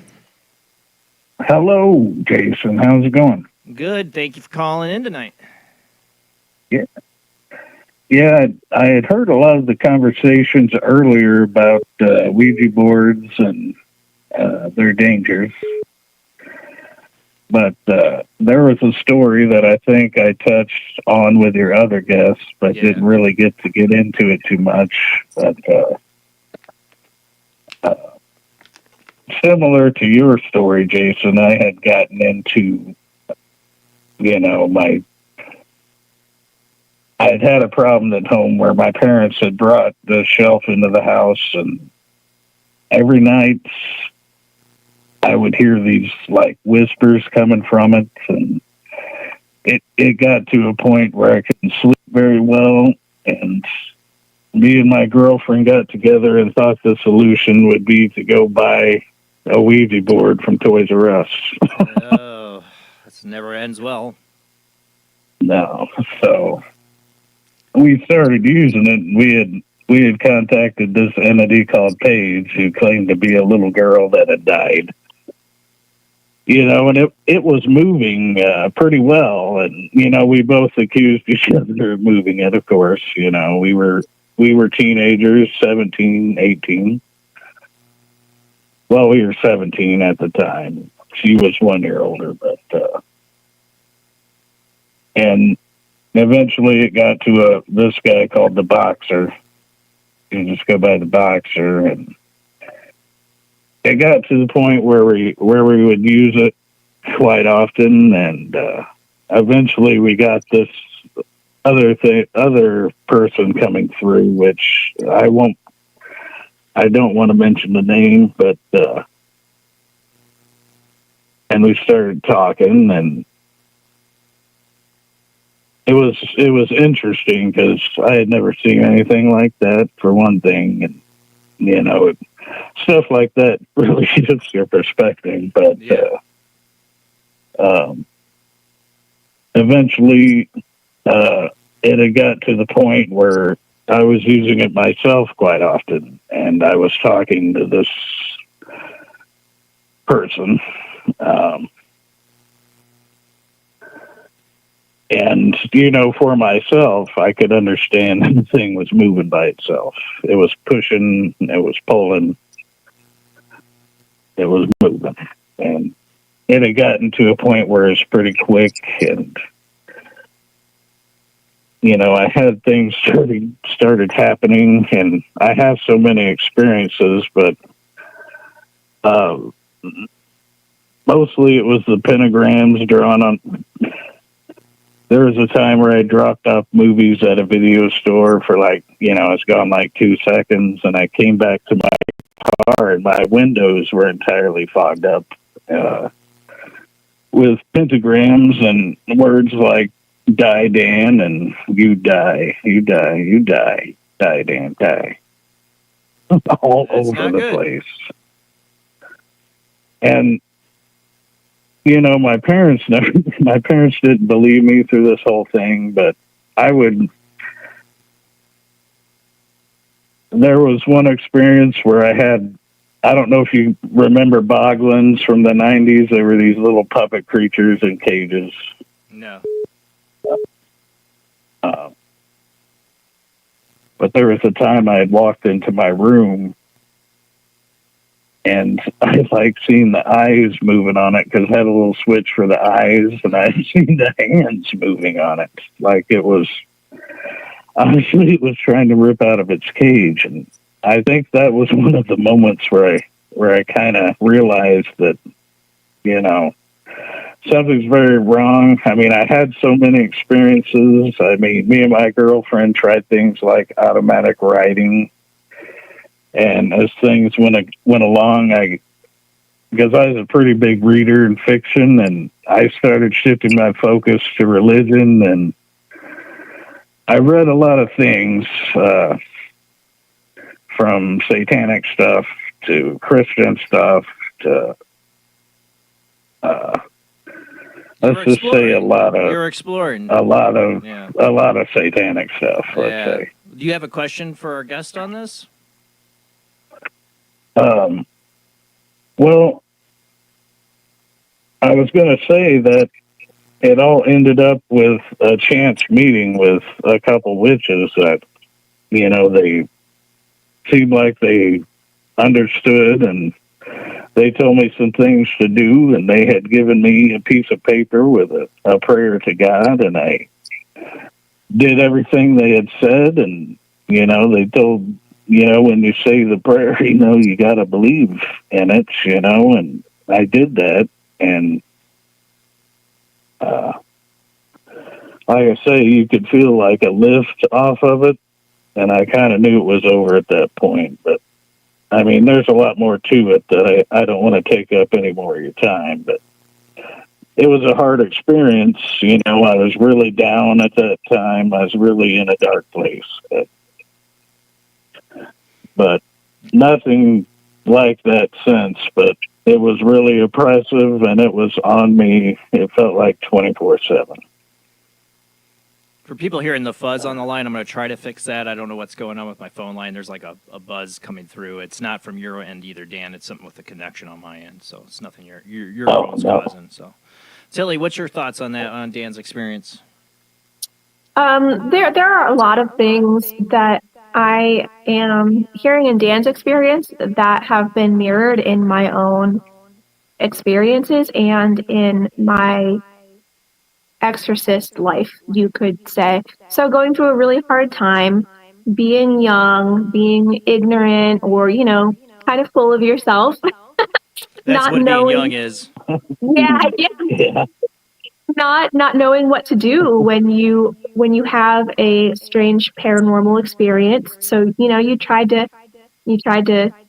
fix the newel post as best as you could, as it were. And those are a lot of factors that are really very common in a lot of the more negative, quote unquote, hauntings and experiences that I've heard about throughout the years. And thankfully, a lot of those types of experiences don't wind up being anything too terribly serious. I do find that there seems to be somewhat of a protective buffer when it comes to young human beings. The younger they are, the more there seems to be like a safety buffer for that kind of person. And teenagers do, to a certain extent, fall under that umbrella. So I'm not surprised by anything he said, really. I believe him, actually, based on the checklist of details that I already came equipped with, to be honest. Well, Dan, thank you for calling in, bud. Yeah. Thank you, Tillie and Jason, Jamie, everybody. Have a good night. You too. All right, before we take the next call, I got to try to fix this situation. I'm going to hang up on Dan here because it's doing this thing. I'm going to replug it back in, maybe. Let's see. Let me just see if I'm hearing it. I'm not hearing it. Let me play it. Sorry, just doing a little test here. Join the discussion. The call. I didn't hear it when Rob's little thing was going. Oh, now I hear it.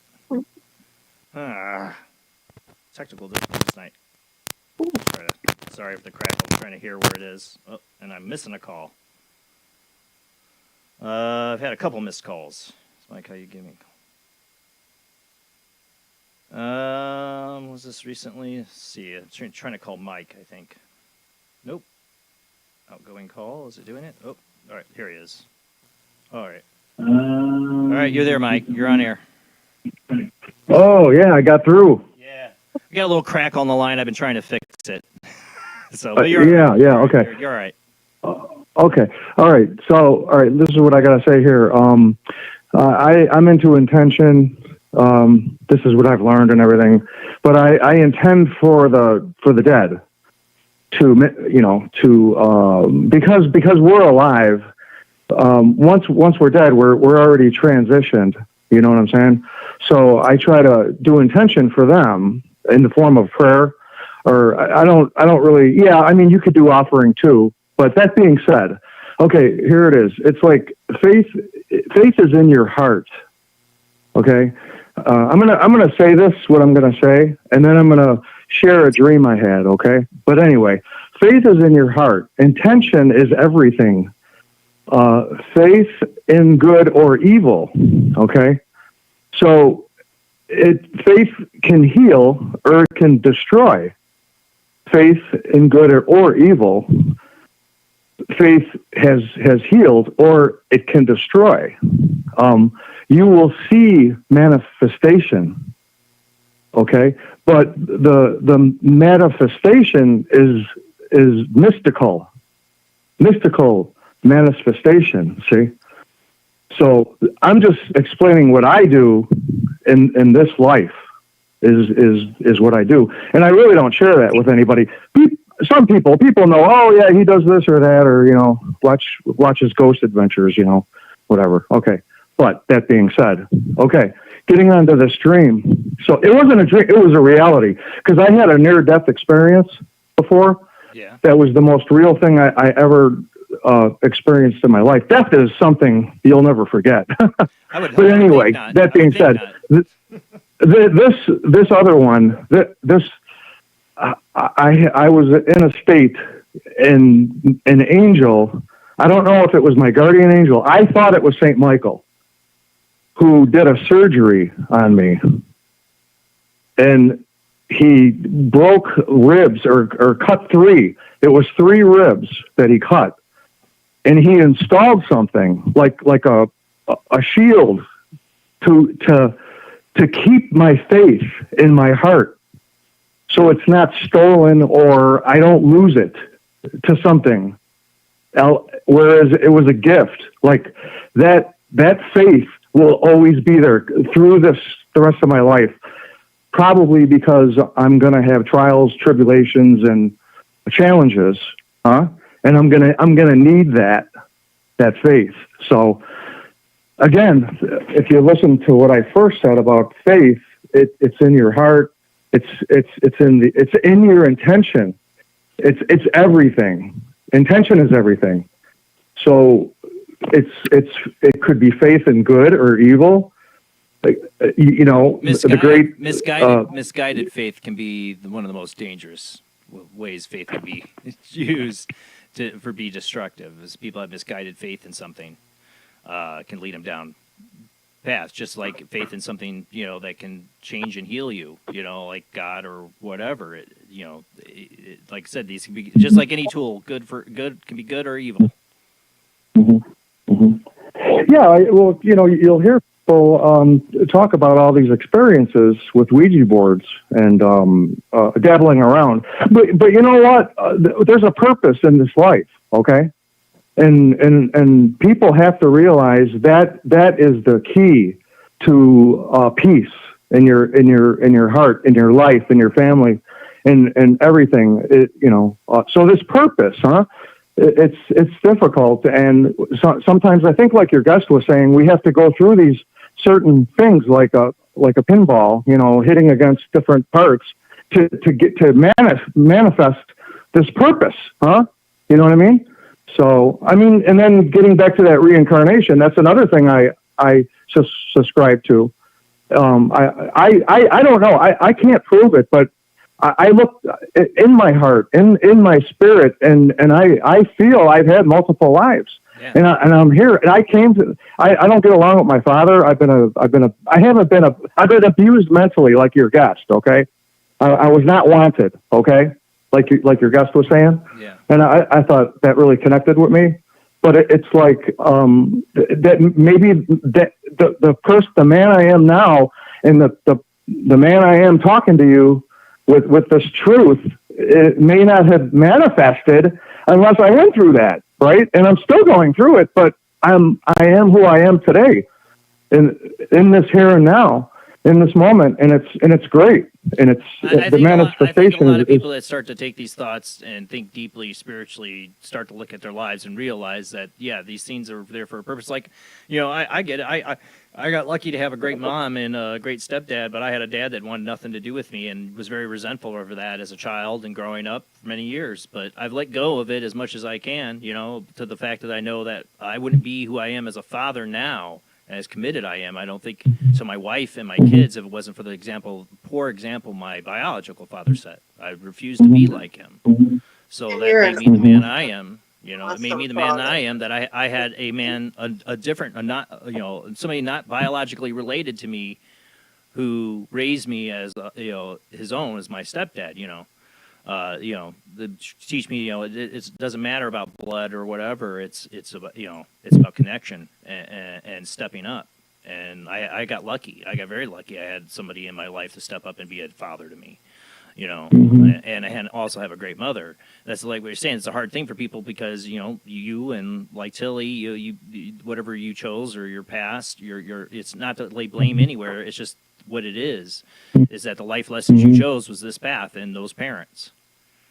Yeah, and something really meaningful to me at this point, I don't regret anything that I've gone through now because even though my own parents really didn't like me, they didn't want me, whatever the case may have been on their own internal experience, now that I've gone through everything and I have helped Artemaeus heal, and also some of his own family members, including to a large degree his own parents. I didn't get love from my own parents, but now because of that, Artemaeus's mom, for example, has an opportunity to step in now at long last and give me love that she's never gotten to give to anyone else. And I get what was taken from me when I was much, much younger. So I think that all things are in perfect balance and in perfect harmony at all times, beyond the first and the second veil here, and we just can't always see it. So that's what drives my own faith and passion for life. Well, Mike, I want to thank you for calling in, bud. Thank you too. Yeah, thank you. And I love your guests, by the way. I love people on these levels that can be open, huh? You know? Yeah, we gotta have the conversations, you know, be able to talk and, you know, discuss these things and not be afraid to talk about them. So thank you, Mike, for sharing it. Thank you too. All right. God bless you all. Take care. All right, man. Have a good Okay? one. All right. All right. You know, like I said, for my own example, is like, you know, I feel very lucky I had that, but like if I think about it, if my biological dad had stayed in my life, I'd be a way different person and might have lived by the bad examples he was setting, you know. Mm-hmm. You know, and it challenged me, you know, I always said if I ever had kids, I would make sure I was part of their lives every moment I could be, you know. I would never beat him, you know, do that. And you know, I'm glad. In a sense, I'm thankful he did. That he took off, didn't want anything to do with me in life. I think he did me the biggest favor in the world by doing that. And you know, do I want anything to do with him now? No. He made his choices, and and that's where it is. And I'm very lucky to have the life and the family I do. But it makes me cherish. And you know, I have friends that are going through, you know, couples that are contemplating divorce and. You know, it's their path, their journey. I don't know what to say to them because they're going to have to make their decision. All I can do is just pray to God that they figure it out. I think people regret some of the decisions they make later. They think it's easy to let go of it, just walk away from these relationships. They're not meant to be easy. They're not. You know, they're not meant to be easy. You know, I'm very lucky to have a great wife I have, but has it been easy? No. And that's, I think, a big thing that I talk about a lot that many people don't like, because I tell everyone that being fully committed in a relationship, whether it's a friendship, a business partnership, or a romantic relationship, it takes intimacy, and intimacy takes growth together. And that means that sometimes you're going to disagree. You're going to have to be faced with these more difficult conversations. And if you don't have those conversations and that honesty, are you really even committed to the relationship at all? You know, if someone just wants something to be easy and be smooth on the surface, that to me is incredibly shallow, and I want nothing to do with that.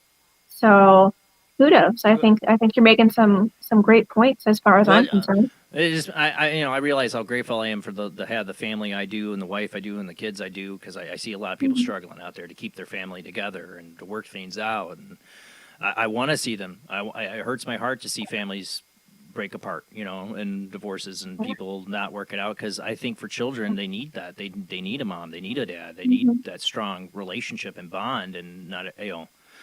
I know what it was before I had my stepdad. It was just me and my mom, you know, and, you know, I had no father figure in there except for a grandfather. You know, I think kids need that. They need a father figure as much as they need a mother figure, and they need that strong bond, and just show them how a relationship can work. You got to lead by example too. And if it ain't working, then do your divorce or do whatever it is, but don't just walk away from it like a lot of people do. You know, like I don't think people realize that a lot about love and relationships, that, you know, I'm not saying I'm perfect, but luckily I've realized young in life, you know, that it isn't all about what you can get from it. Yeah, I agree. It isn't about that.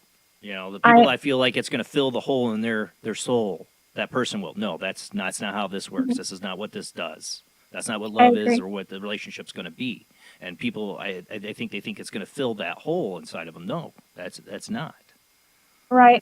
And, you know, to tie this back into my upcoming book, the book ends on a high note about love essentially conquering all. It ends with a love story. So not all of the tales are tales of misery and horror and terror. The Oogie Boogie's out to get you. But a lot of what we're talking about right now, that psychology is intimately connected with many of these stories, especially the very last one. Well, what I will know is from my experiences with things, evil entities, you know, perceived to be evil, whatever they are, or teaching us lessons, whatever they try to do, they try to isolate you. They try to keep you, the evil ones, whatever they are, want to isolate you, make you feel like everybody's out to get you. Nobody truly loves you or cares. And that's not the truth. And, you know, I hate it when the reality of things I tell my children is that in the reality of things, it comes down to brass tacks in a survival situation. You find out really quick what people care about or who they care about, and they're going to protect their loved ones and family, not you. You have to remember that. That's what it comes down to, brass tacks of things. When it comes down to all ends, nobody gives a F about you. That is reality. We're all in our selfish things, but there are some people in your life that you do know, no matter what, truly do care about you. Maybe it's not your parents. Maybe it's a friend. Hopefully you find somebody like that in your life. You have somebody, and not everybody does. And if you realize that, you should be grateful for the people that are around you that do. If you realize there are people out there that have none, they don't have anybody like that in their life. There are many. Yeah, and further, to segue this into brainwaves and the perception of the paranormal, gratitude, the practice of gratitude is something that we know, from a neuroscientist perspective. Another YouTuber, whether you love him or hate him, Andrew Huberman of Huberman Lab podcasts, he did an entire, his deep dive into a gratitude practice and talking about how it quite literally changes your brain in the brainwave states that you're in. And we may have talked about this the last time we spoke, but the theory being that depending on your brainwave state, that will determine sometimes the quality of the paranormal interaction you have, and or your ability to personally affect that interaction. So when you are in that beta brainwave state, which most people are, it's that day-to-day, autopilot, just do your thing, and or highly aroused fight or flight state.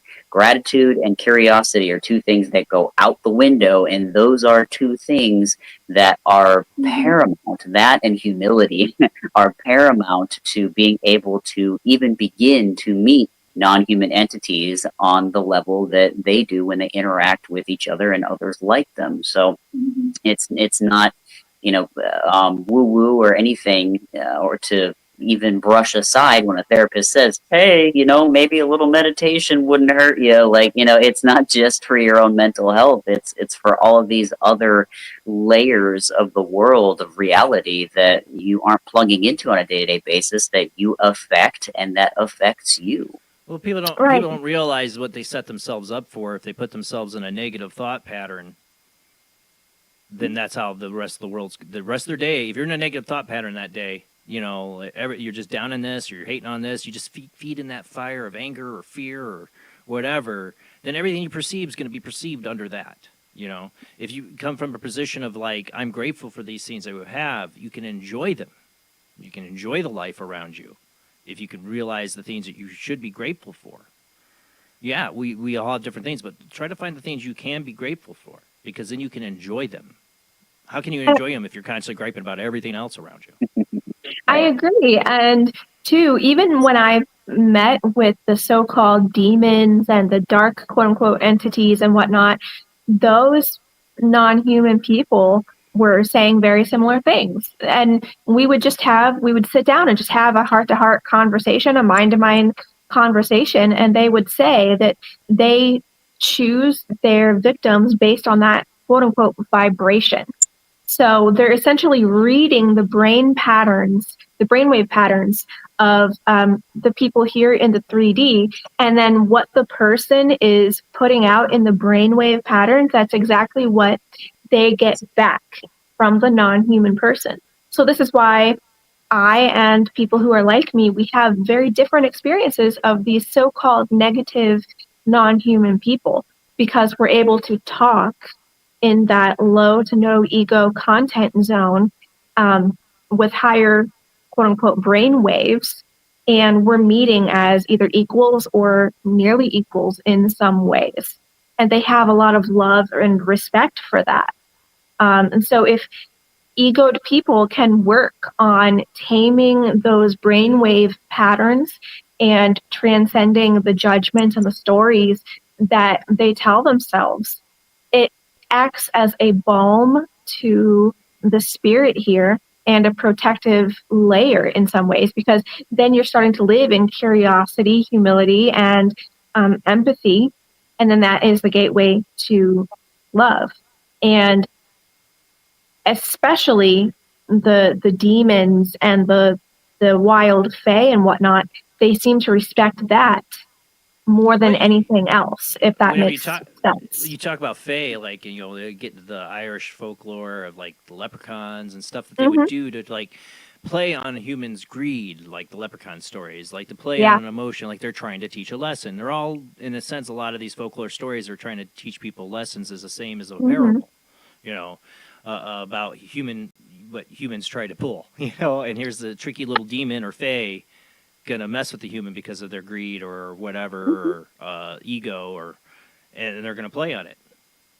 Yeah, like, well, imagine, you know, otherwise, you know, for a non-human entity to interact with a human, I mean, we know just trying to talk to somebody who is, you know, steeped in a certain dogma or ideology, I'm not going to, you know, name any particular one, but just imagine trying to speak to somebody who has a very firm belief in the way that the world is and everything around them. You can't really have a conversation with them. So you might think that just to be a troll, that some people do, they just kind of stoke the fire a little bit because, like, well, again, I can't do anything else with this person. I might as well poke at it a little bit, provide some entertainment. And that's essentially what you have there. Otherwise, you can have a completely different quality of interaction like we are right now, able to talk very openly and, you know, see other people's perspectives without judging, without arguing, just literally having a discussion. It's a completely different situation. So I've been able to have those discussions from people from a lot of different philosophies. I think there's people within any philosophy or ideas that are willing to have the conversations, but I think in general most humans, you know, don't want to be challenged. A lot of people don't want to be challenged in their beliefs on that, because it's part of their, with that ego, that identity. You know, that's the issue. And some people, and nowadays we live in a society where if you, you know, you're considered to be attacking somebody. If you're getting into those kind of conversations. Well, and that's right. That's exactly where the ego. Oh, go ahead. I'm sorry. Go ahead. Oh, I was just going to say that's where the ego has grafted onto questions of identity and worldview. To threaten somebody's identity and worldview means that they're going to have to question the way that they operate in this world, and to have to consider such a huge topic would then make them go back and think, wow, okay, so if I did this, then this led to this and this outcome, and it could have been differently, and oh boy, did I screw that up. You know, it's confrontational to them in that way, which is why the ego goes, I don't want to handle this right now because it is, as perceived, very threatening. And that's why a lot of humans go, nope, don't want to be challenged because that's way too much work. Yeah, that's basically it. And people say and do stupid things without, you know, in situations that they have no idea about or things, but they act like they know it all. That's like what I see as social media. You know, I agree. And you know what? I had a visit over the last 6 months from a group of non-human people who tend to be on the more antagonistic side towards most human beings. And something that they taught me that it's been stuck in my head and it's really helped me a lot is that most human beings are at their best when their conditions are at their worst. I've not gotten over that yet. And when I look around now, that just seems to be true for a lot of human beings. No, yeah. I agree. I always talk about we talk about these things. I always compare them to the cave in Dagobah in Empire Strikes Back. Like Luke, tells Luke not to take his weapons in, and he's like looks at him like, yeah, right, and brings, of course, his lightsaber in, and he gets in a fight with Darth Vader that ends up being him. Well, my own cave experience is in a place called Red River Gorge, where I took two of my best buddies into go spelunking in a cave I'd been in, but they never had been in. And let's just say I was young and dumb, and we smoked joints before we went in just to amplify the fear for these guys. But talk about three guys that would bust each other's balls. Suddenly, you would feel like there were three different guys together in that cave. Because like, oh, here, let me help you. Oh, my God, dude, you're okay. No busting balls there. Complete fear and, like, caring about each other. Yeah. And one guy got stuck up on a stalactite wall. That was Chris. And he couldn't get up. If you're listening, Chris, I know you watch sometimes. He got stuck up there. He's like, I can't move. It was a whole ordeal, but we all cared about each other in that moment. It showed, before that, it'd all be busting each other's balls. Yeah. But when in the moment of crisis, when your friend's stuck up on a stalactite wall, and he doesn't know there's a big spider waiting for him right when he gets up out of there, it all changes. We're all there for you, buddy, and we're all caring. Exactly. Yep. Exactly. Yeah. And there was, who was it? It was a president that said something about human beings putting all of their issues aside if aliens or a threat from outside were to come in. Yeah, Reagan, thank you. 3 times, yeah. Yes, and even the typical human egoed children are the same way. Siblings and families. You can harass each other, abuse each other all day long, but the moment another neighborhood kid does it, that's where the older sibling will draw the line. So we just see this pattern reflected over and over and over, that most human beings are at their best when their conditions are at their worst. And so this is why I have empathy and love also for the so-called dark side and those dark, quote unquote, non-human people, because it's all making so much more sense to me now. The darkness is there to help us shed light on our inner goodness, I think, because I honestly believe that every human is born with the innate spirit, spark of life, be it the force, God, or whatever, but something in them that generally gives them an idea of what's right or good. An inner knowing of what's good. Like intuition? In a sense, that we're built fundamentally to be good. I know it doesn't look like that. I know the human race hasn't proven that. But I have faith. My faith is that there is something in us divine that is good. And the bad and the horrible things that humans have done is from a lack of connection to that. But innately, it's the whole idea of nurture versus nature, Does nature shape you? Yeah, it does. I think we are born with, look at the, every little child's baby, giggle, little laugh, the love you feel from that little life form. How can that be evil or bad? I'm saying, yeah, it comes with probably past life baggage and all that other stuff, but in the end, it's reborn. It's given a second chance. And that could be the divine essence or spark as it is. But whatever that is, I think everybody is born with that innately. I agree with you, and this also gets into something that I write about a lot, especially within the fictionalized accounts, I should say, because young human children are protected from many of the harsher elements of the paranormal. They don't start to have a lot of the more negative elements until they really start getting that ego gelling in their little brains, in their little minds. That's when they start to essentially become what some non-human people believe are monsters. And of course, we look at the human world around us, the egoed world around us. There's violence, there's theft, there's rape, manipulation everywhere. But the little children are considered to be, even by a lot of the demons, actually every demon that I've ever met, quote unquote demon I've ever met, they say that human children are largely off limits, except in some very special circumstances, because of that innocence and because they have not grown up to be unnecessarily destructive yet. I'll never forget the phone call. Art did a whole interview with a lady, Art Bell, that claimed to be a witch who sold the soul of her child to the devil. Interesting. She sounded, you want to hear somebody, a wicked person, sound wicked, she did it. If it was all put on her show, wow, she did a good job of it. And, but it makes you wonder, in my opinion, nobody could sell your soul. I don't even think you can honestly sell your soul yourself, like the lady did it for the Labubu dolls I talked about earlier. I don't think it's yours to give, in a sense, like that, to sell. Like, I don't think it's it's a false transaction. You're going through like a fake journey, You sold your soul, and they're going to put you through a bunch of trial and troubles, but in the end, it's not yours to sell.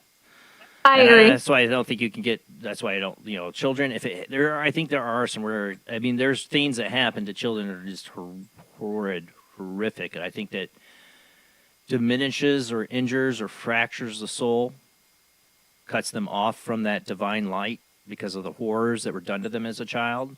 And that's what I think how evil spreads is what humans do to children, not demons. Yeah, I agree largely with that, except I will say I don't believe in the soul splitting, the soul retrieval, anything like that, because in my understanding and in my experience, the soul is not actually here in a lot of cases.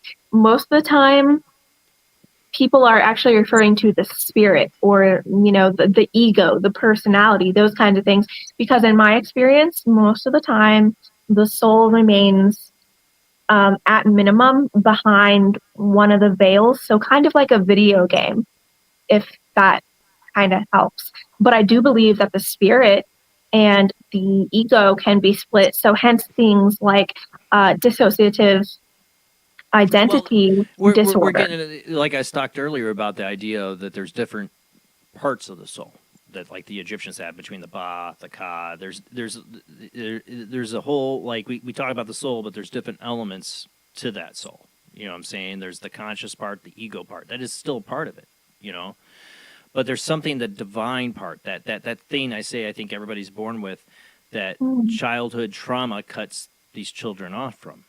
They're cut off from that because of the abuse done in IRL, in real life to them, in this lifetime.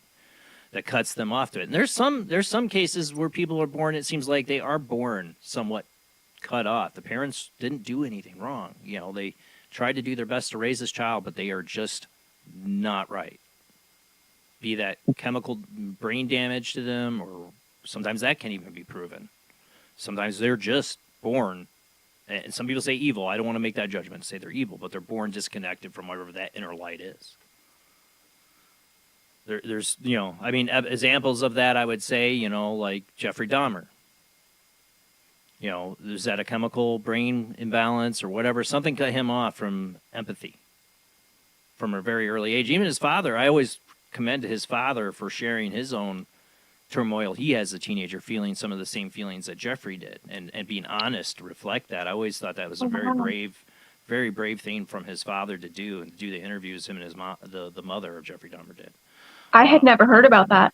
Mm-hmm. Yeah, his father, wow. did these interviews, and I honestly, I think they're very brave people to come out and just talk and be honest. Like, this is, what we went through with him, and we never had any idea. And said that his dad was like, I had these strange thoughts when I was in my 20s, and things like Jeffrey a little bit, not to the degree, but he never acted on it, but and then he grew out of it. But Jeffrey didn't. And that's what I try to tell. Like I said, this is the hard thing for parents. Your kid's going to eventually go and be their person, no matter what you do. I agree. From what I'm understanding about the ego and the human neuroscience, from about the age of 8 until about the age of between 25 and 30, there is a heightened risk of certain chemical imbalances developing, as well as personality disorders, and psychopathy usually will present somewhere between there. Sometimes it can even be rapid onset. That's why we talk about sometimes a kid will just hit puberty and all of a sudden become a completely different person, become suddenly violent and whatever. And there are several apparently different reasons for it, but it all has to do with something in that human or ego maturation process that just brings out that person's true chemical identity. And even I don't have all the answers. The science part of it's interesting, and they talk a lot about this brain scans with these guys that they have, like, their frontal lobe. There's they can notice there's a difference of activity there. But does that give us an answer to why they're that way or born that way? I mean, sometimes these people are not born that way. They are abused and created and molded that way. Yeah. But either way, they exist. They're out there. We have read monsters, people that do horrific things, and I just hope that as a society we don't create a whole brand of that. Is my worry. Well, we always have to. That's why I say speak out against evil. Don't just turn the other way and look the other way. You think something's wrong or evil, that little inner voice, the divine light that tells you something's wrong, stand against it. That's all you can do.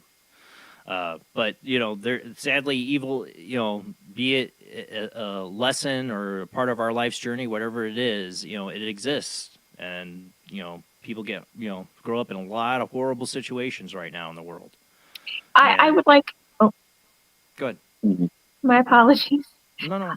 That reminds me of a few different encounters that I've had with some non-human people who visited this side of the veil for a while, and they were talking to me.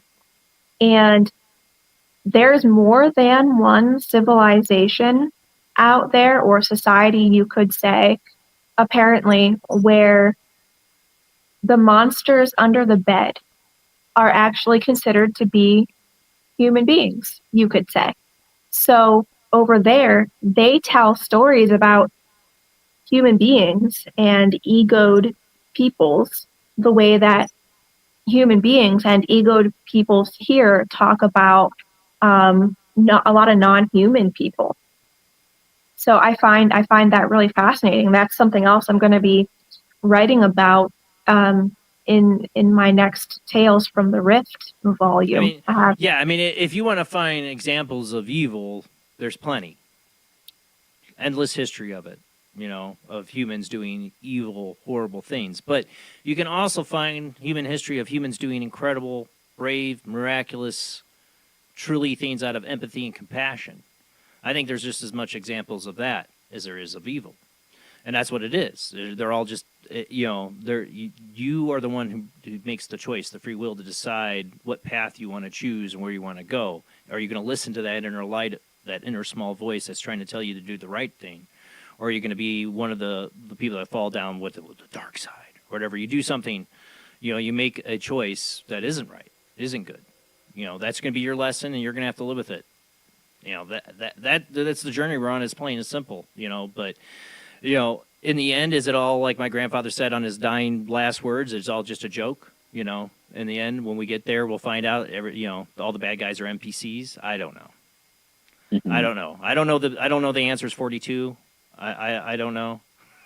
But like I said, all I can do is just all you can do. All I can do is just try to live your life the best you can and try to just be grateful for the things you have. That's what I say. If you can do that, you're going to be much better off than focusing on the evil things. Like I said, if you want to have examples of evil, we can list them all night long. Humans can do evil things, but I honestly have faith that there's something innately in us that's good. Otherwise, we're screwed. And that's not the kind of world you want to live in, huh? No. Right, no. the end. Right. Yeah. Yeah. I think the rat race of life and everything, the conditions of the material world, survival, like I said, when things come down to brass tacks, people do things, this world in Buddhism is to suffer, this reality. But it's an illusion. Like I said, it's a joke. It's just we're playing the part right now.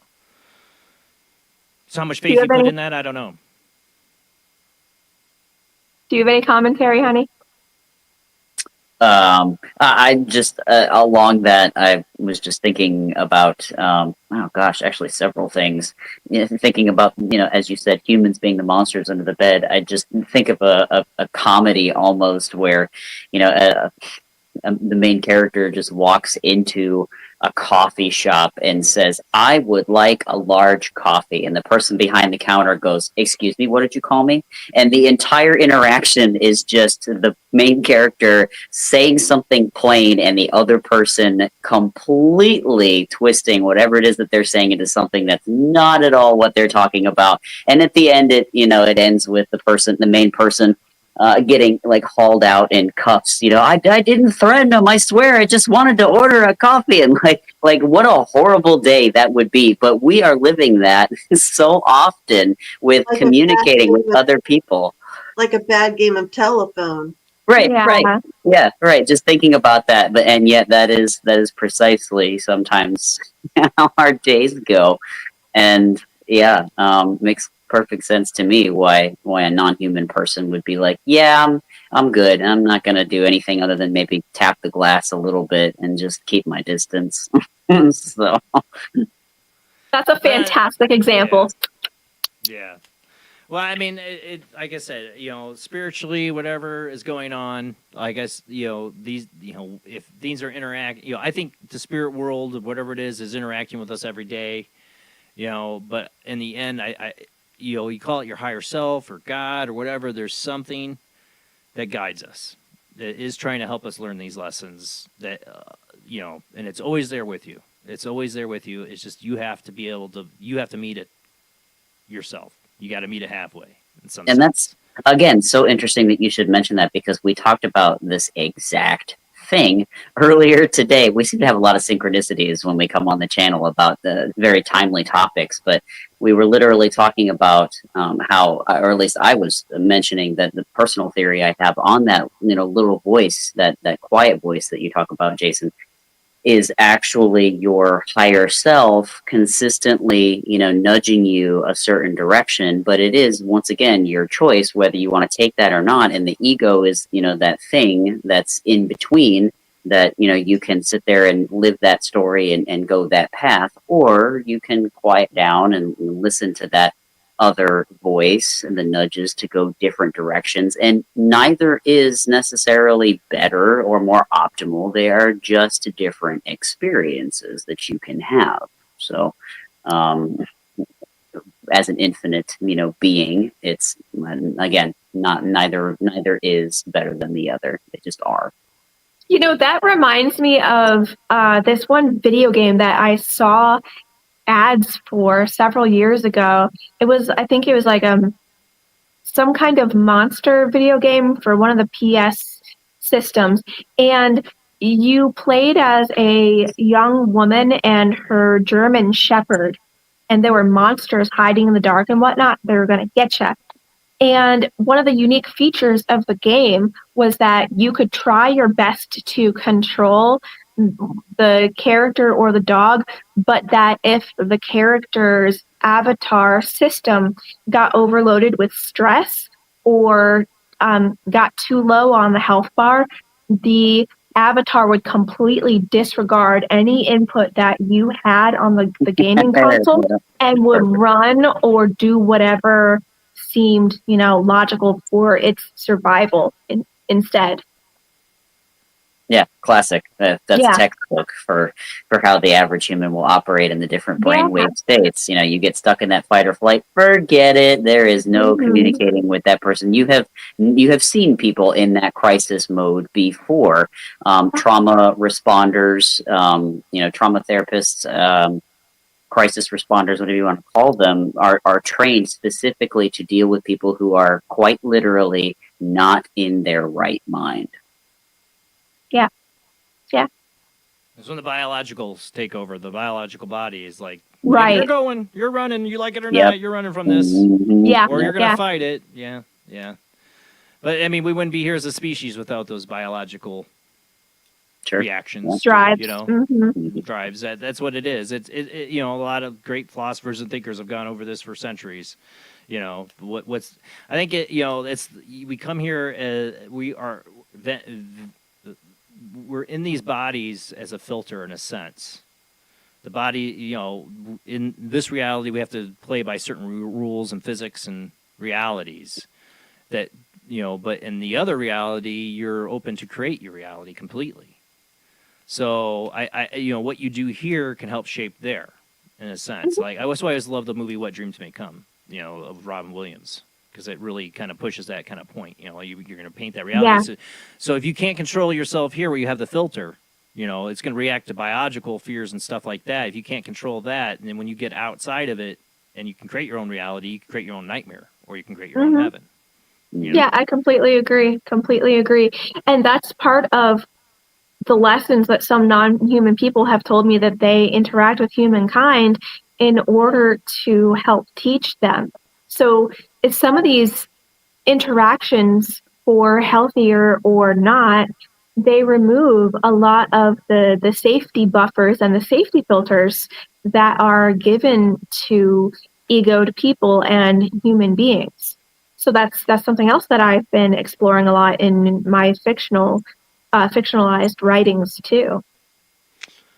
I want to put this up here. We're going to go to commercial break in a second. But Heather, I'd seen this question Jamie had highlighted. Would they know anything about the tall hat man shadow? My grandson and mom are seeing that hat man, and it's scaring them. And I've had that a little bit experience with my shadow person. One time it appeared like it had like this kind of fedora-like hat on their head. You know, I don't know what that is or why, or what it was accrued in my experience or what they're going through. Sure. Well, I mean, we can't speak to any individual person or entity, and that's not our business. We're not here to do that. However, we would certainly advise listening to everything that we are saying here and considering implementing that where possible, especially if you're able to examine your life and look for areas where perhaps you could be living a lot more healthfully, where you do have some unhealthy gaps or deficits, maybe where you are casting completely subjective judgments and whatnot, or you're placing blame, or you are giving this person essentially a preordained contract. So even in your message, you said that this person is scaring them. When we have our reactions, even though they certainly may be understandable, it is still something that is happening within us.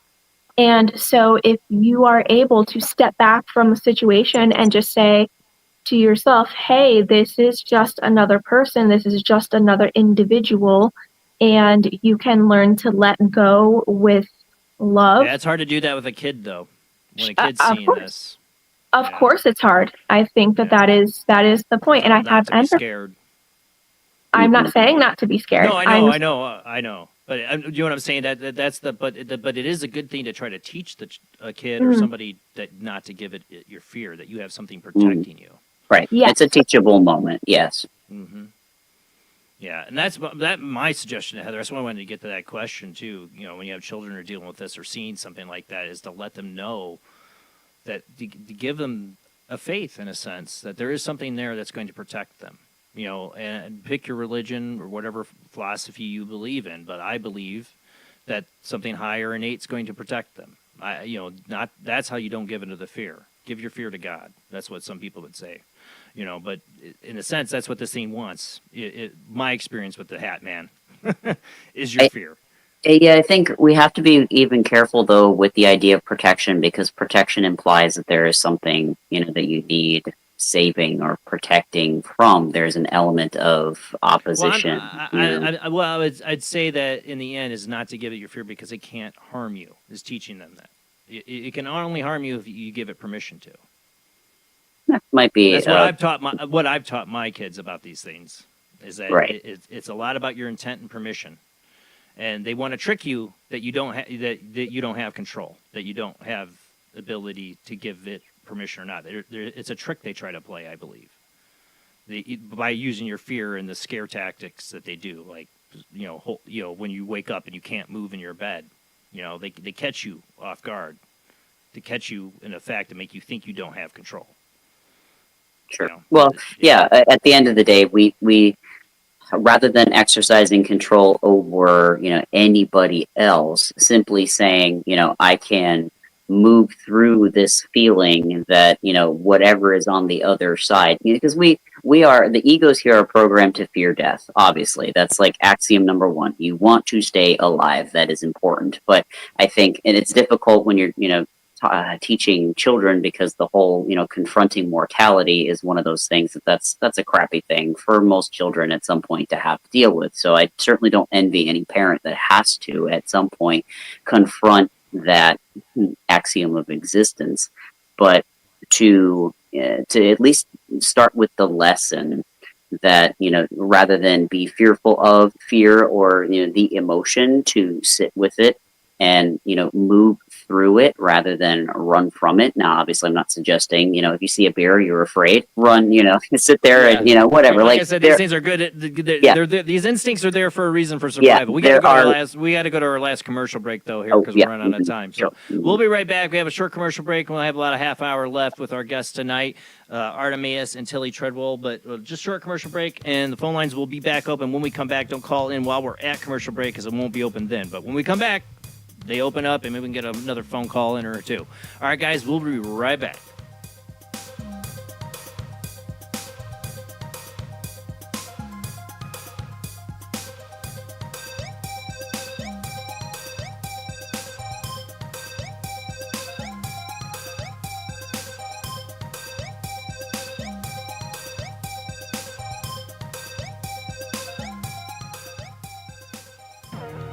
Intercepted the transmission of unknown origin. Transmission? Out here? SOS. Human. Unknown. Alien. Certificate X. Exclusive engagement at the Odeon Leicester Square. Now. Any systematized transmission indicating a possible intelligent origin must be investigated. I will hear it. In space, no one can hear you scream.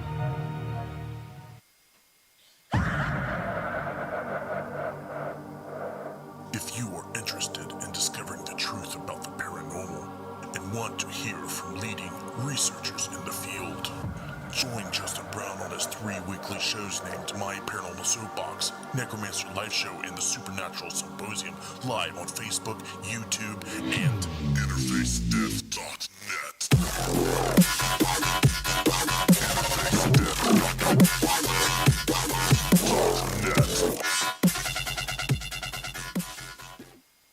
This is an APAC studio presentation.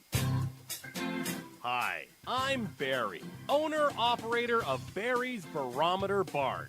Lately, I bet you've been lying awake at night asking yourself, how many barometers do I really need? Well, at Barry's Barometer Barn, we think you need more than one. Otherwise, we're gonna go out of business. Remember, at Barry's Barometer Barn, we don't know the meaning of high-pressure sales. Come on, folks, buy another barometer. I'm trying to put my kids through college, I've got a family to support, and a secret mistress who isn't cheap. Visit Barry's Barometer Barn, 000 Storm Drive. Come on, folks, buy a barometer. I'm Barry's older brother, Larry, and every time one of you people walk past the store without coming in, Barry beats me.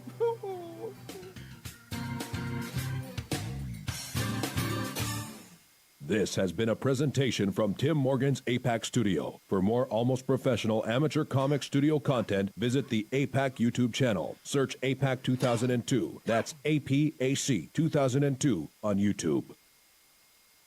When Alex Gardner is asleep, he has an extraordinary gift. The government wants it, the scientists want it, but to keep it may cost him his life.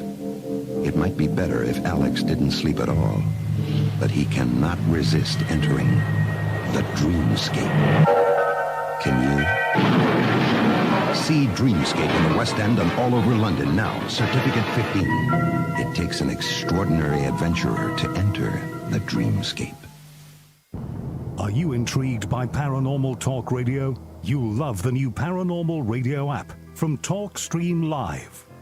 You'll find a great selection of talk shows covering UFOs, ghosts, strange phenomena, and much more. Download the Paranormal Radio app now and start listening to the very best in paranormal talk entertainment, including the network you're listening to right now, the Paranormal Radio app, free in Google Play and the iOS App Store.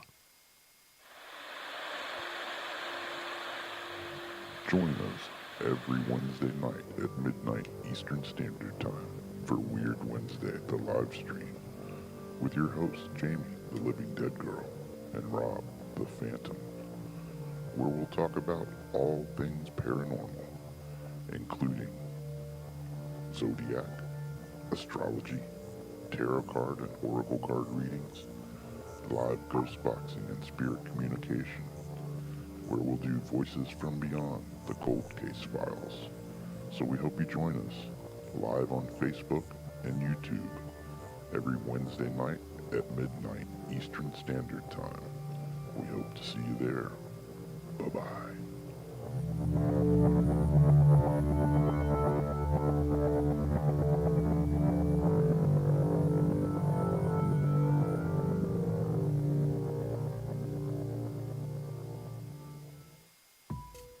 Since 1948, Fate magazine has brought you reports of the strange and unknown, all of them true. Fate Radio is carrying on that tradition, bringing you the unusual, macabre, strange, and bizarre. Join host Kat Hobson Sunday nights from 8 to 10 p.m. Eastern on WBHM Digital Broadcasting.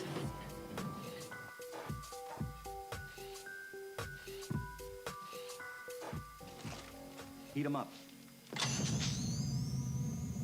Do, re, he gone.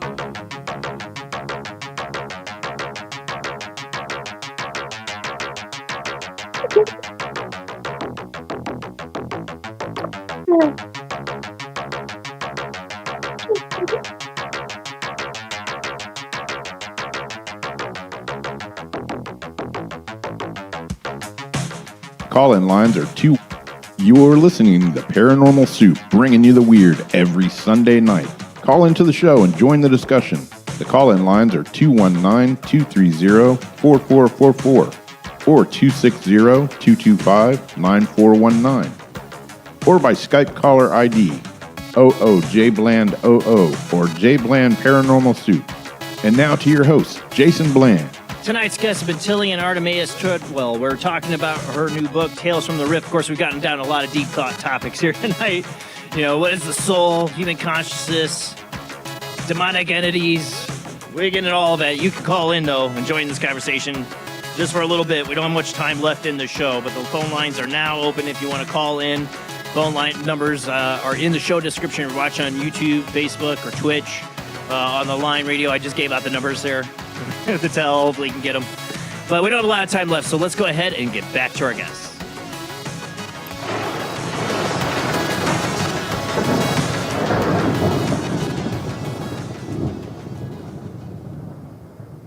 All right. Let me see here. There we go. Make sure everybody's unmuted. So, I'm sorry I had to cut you off at the commercial break. What were we getting into when I had to rudely interrupt you? No, that's okay. I was just talking about how, as far as fear goes, there's a good reason for some fear responses. Like if you're faced with a bear, yes, do an appropriate response to that. But when it comes to some of these more, I guess we could call them all the paranormal type stuff, it's more about learning how to control yourself and having, ultimate, personal responsibility in that way, understanding your emotions and moving through them rather than attributing them to something else, blaming that other thing, and then taking absolutely no personal responsibility. Like the big dawning moments of realization that, Tillie was teaching me in the very beginning. I would say things like, you're really upsetting me right now. You're making me mad. You're making me mad. That phrase. And she said, I'm not making you anything. That is your response to what, I am presenting. I am not doing anything to you. And it took me a long time to wrap my brain around that. But when we talk about some of these other entities, we are creating this response, and then we also have control over, changing that response. It might feel really difficult. That fear response, trust me, I know is very strong, but through effort, we can, affect that. And I think that in and of itself is probably one of the best ways to go about changing those types of paranormal interactions. And that I would agree with Tillie that to change that interaction would, start with those internal things. It goes a long way. Yes. And then as well, conflict only drives more conflict, and love, surrender only breeds more of that, which, Jason, that's that is why, in my understanding, your super harmful, negative paranormal experience ended when you had that moment of loving communion with, you could say, God, but also with that so-called darker entity. And this is why I believe I've never seen any exorcism case that has come out well for the human being when they have brought religion into it and when they have tried to pit God against the non-human person in question, which is why I don't personally recommend just pawning off responsibility to God or to anyone else. Instead, I recommend meeting the situation with honesty, humility, and love. And that does tend to resolve all of the cases that I've ever worked on if the people follow through with that type of counsel that I give. Like there have been times for years I've gotten emails from a few of the families in the past that say, "Oh my God, thank you so much for the wisdom that you've given us, because the religion didn't work. Trying to give it to God didn't work. Fighting it didn't work. Exorcisms didn't work. Your solution is the only thing that has worked."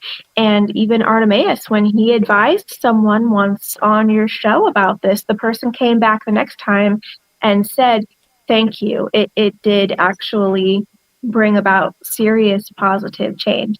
So this is where I'm coming from. This is the method of exorcism that I teach others, and this is just my belief, but I support all paths equally.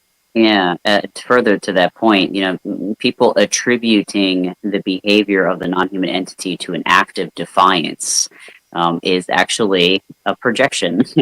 That defiance is a uniquely human, egotistical type of story. So, we would say, "Oh, I'm just, trying to throw God at it, or religion, or exorcism, and the harder I fight, the more it defies me."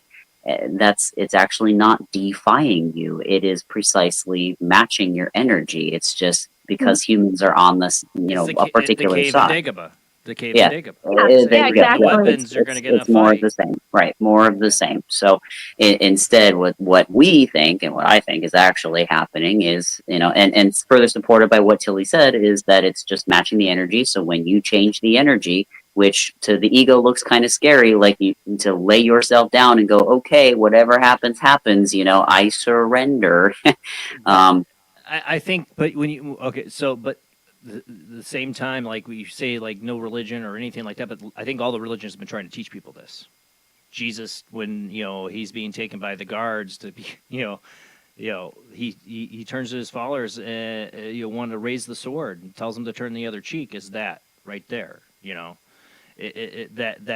That's the lesson of time to a lot of religions that are about love, God, compassion.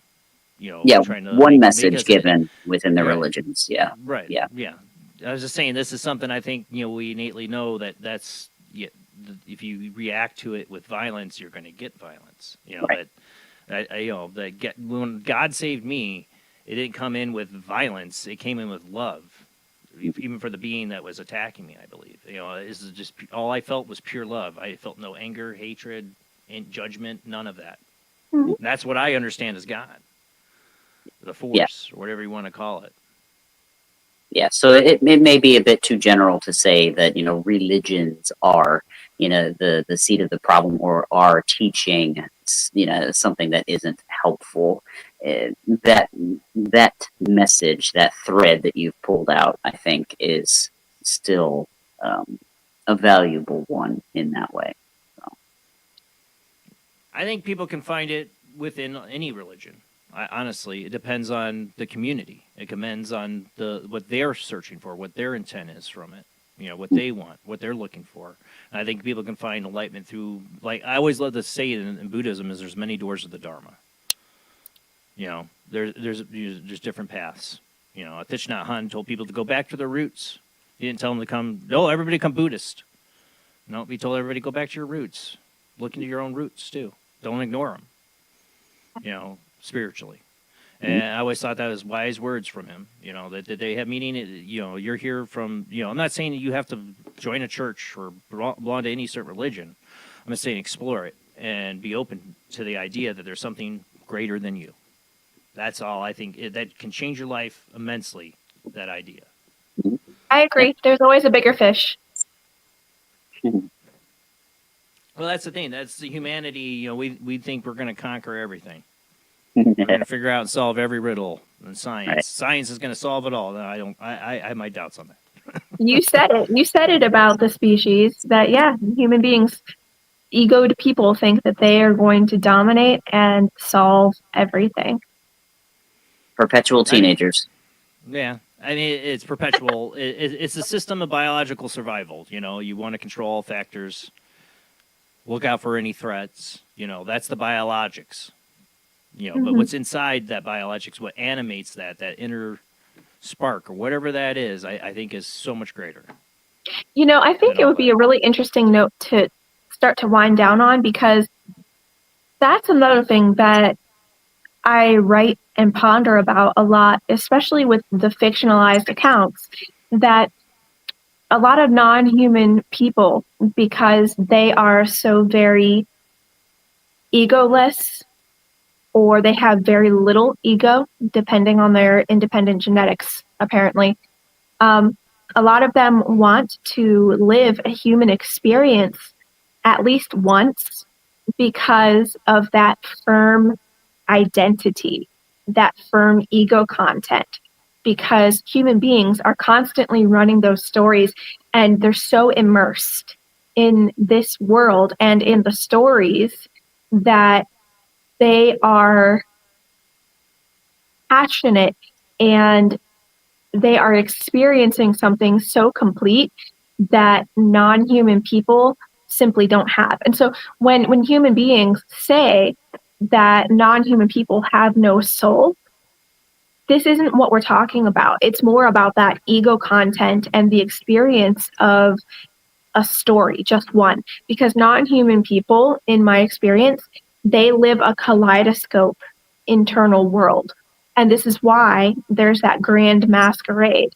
So like a non-human person might appear to the Western world as like Jesus or Satan or whatever, but then over in the East, they're appearing as a minor jinn deity or a Buddhist god or goddess. And they're living all of those simultaneously at once, essentially, with very little or no ego content. And so they're not actually invested in those stories the way that egoed people, human beings, tend to be. It's a completely different experience. And then human beings, too, consistently want to be something non-human. So as above, so below, as within, so without.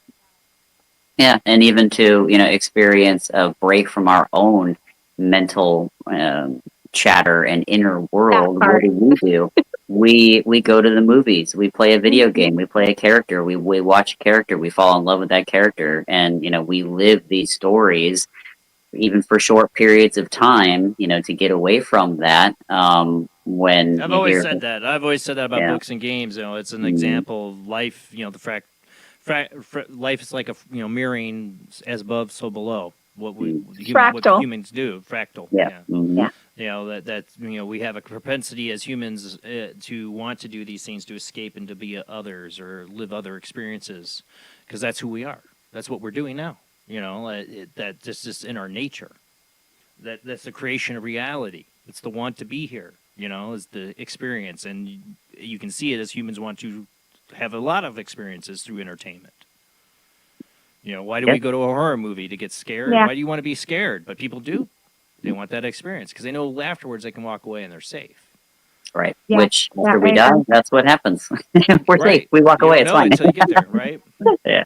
Right. You can't play a video game without the big bad boss you got to beat. You can't. If you have the cheat codes and the game's boring, you're not going to want to play it anymore. Exactly. Yeah. That's how I explain to my sons. They get it. They understand. They're gamers. Yep. Yep. Yeah. I think technically we're all gamers. Yeah. Makes sense to me. I am an actual gamer, and I get criticized for being 46 years old. Suck it. I love it. I get to play with my sons. Good for you. Yeah. I've actually been criticized for being a gamer at 46 years old. Like, No. aren't you too old for that? You know, because I have my own gaming channel and I play with my sons. Like, no. Why do you have to be too old for anything?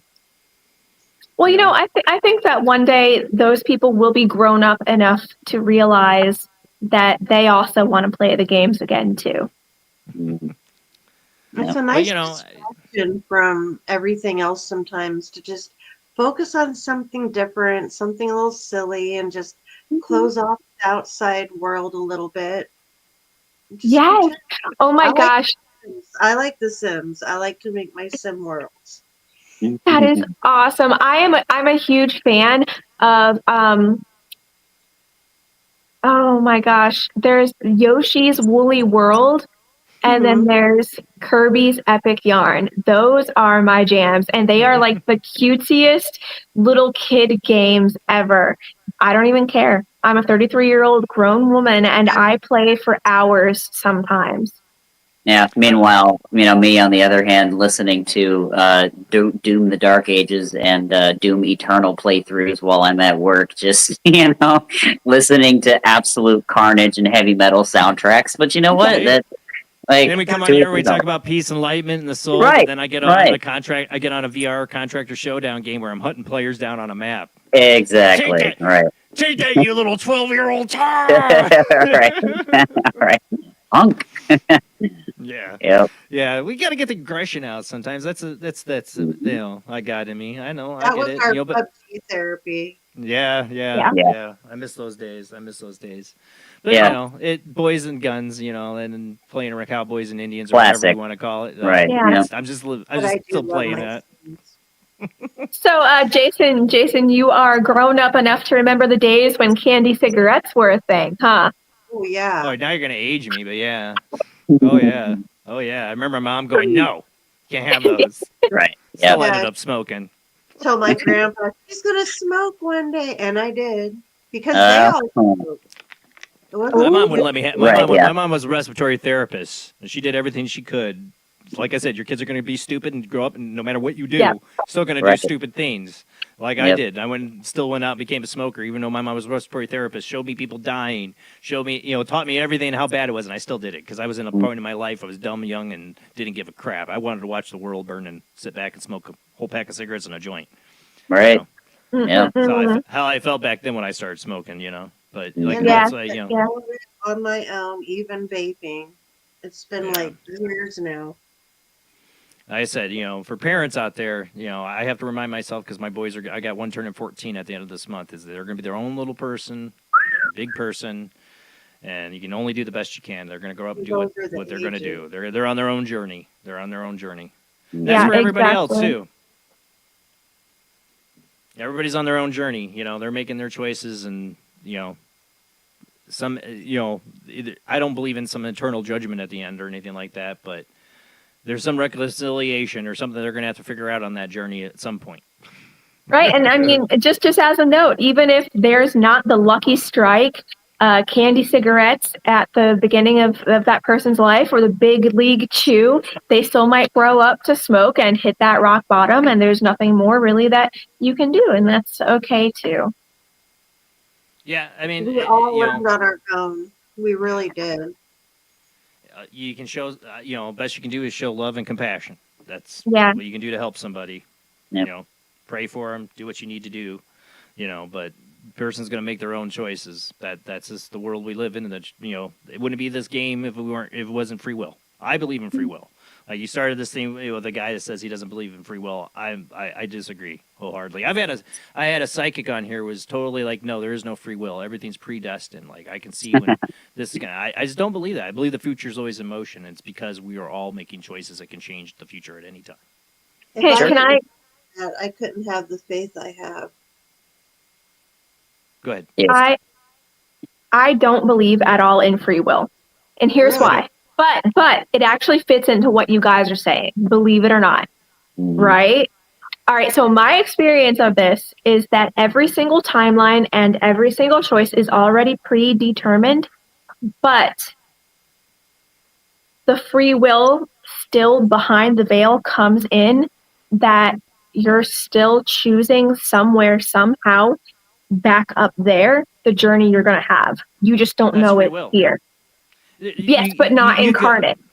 That makes sense. That makes Right. sense. No, I believe that. No, Kind but of we believe the like same me and my thing. We mom believe the are same fighting with. thing. We do. Yeah, we do. We believe the same thing. I'm just saying that in the end, you're the one that's going to choose which path you take.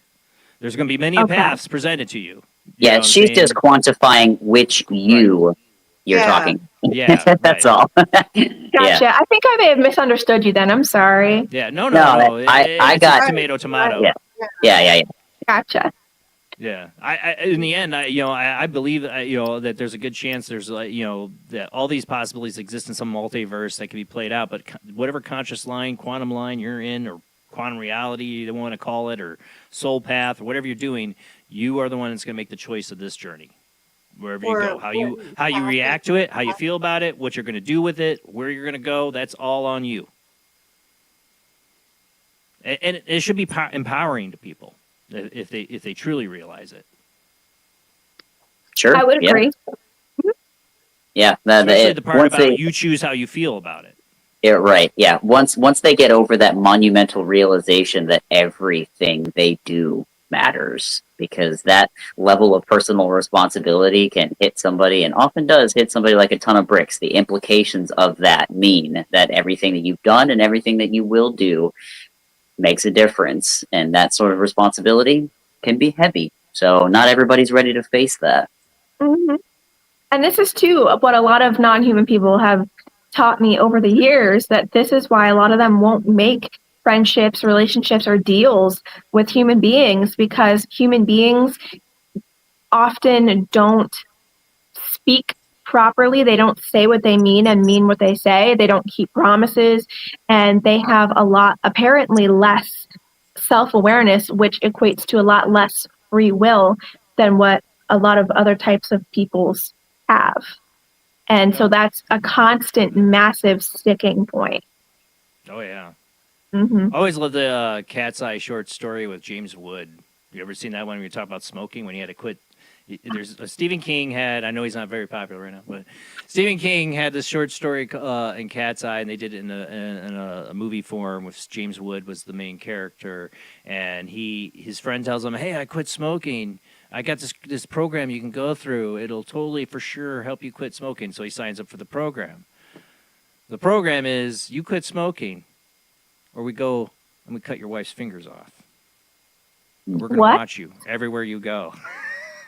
How well do you think it goes? How well do you think it goes for James Wood trying to quit smoking in this? This is a great little short story within that one. It's a short story, not long. Yeah. Do you think he quit? Or do you think he tried to sneak in? So I won't give it away. Oh man! But, But that's actually a known psychological tactic. On a side note, that it was a Radiolab podcast I was listening to that was talking about how if you make a deal with yourself in order to accomplish something, it was somebody who wanted to quit smoking. The only way, it wasn't that their kids wanted them to quit, that they wanted to be around to have a healthier life. All of those things didn't matter to them, but they thought about something alternative that was so disgusting that it made them quit. They promised themselves that if they smoked another cigarette, they would have to donate $1,000. I think it was $1,000. It was a chunk of money to a Nazi party, like some political party. That's one way to do it. And they never smoked again, and so that's interesting that you should say that. James Wood character let's just say didn't work that well. Yeah, no, I'm not surprised. Oh God, nah. Addictions and stuff like that, things that get in us. That's a biological response, or is it a psychological response? I don't know. But let's just say at the end of that short story, somebody's missing some fingers. Some fingers, right. Now I'm curious, though, because I remember it, if we're having a Mandela here, because I remember James Woods. That's what I thought, too. That's what his name's always been for me, James Woods. What did I say? You said James Wood. Wood? Oh, I meant Woods. Sorry. It's okay. I was going to say, hey, we got it over there. It's 12:57 a.m. my time. That's why. It's going to be Wood or whatever. Hey, man, we're going on 1:57 a.m. Well, Jesus. Just remember that just for anybody out there who's trying to quit, just go watch that and make yourself feel a little better about it, I guess. There you go. Right? Like, at least I'm not getting my wife's fingers cut off. Right. Well, thank you guys. October 1st. Is this going to be, people are going to be able to find your book at? Yes, it's going to be. It's going to be on Amazon.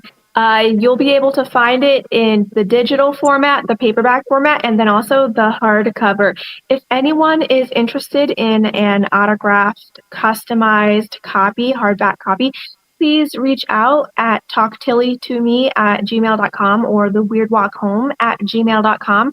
I've been getting requests for that, so I just want it to be known that that is an option, and I am having so much fun with that.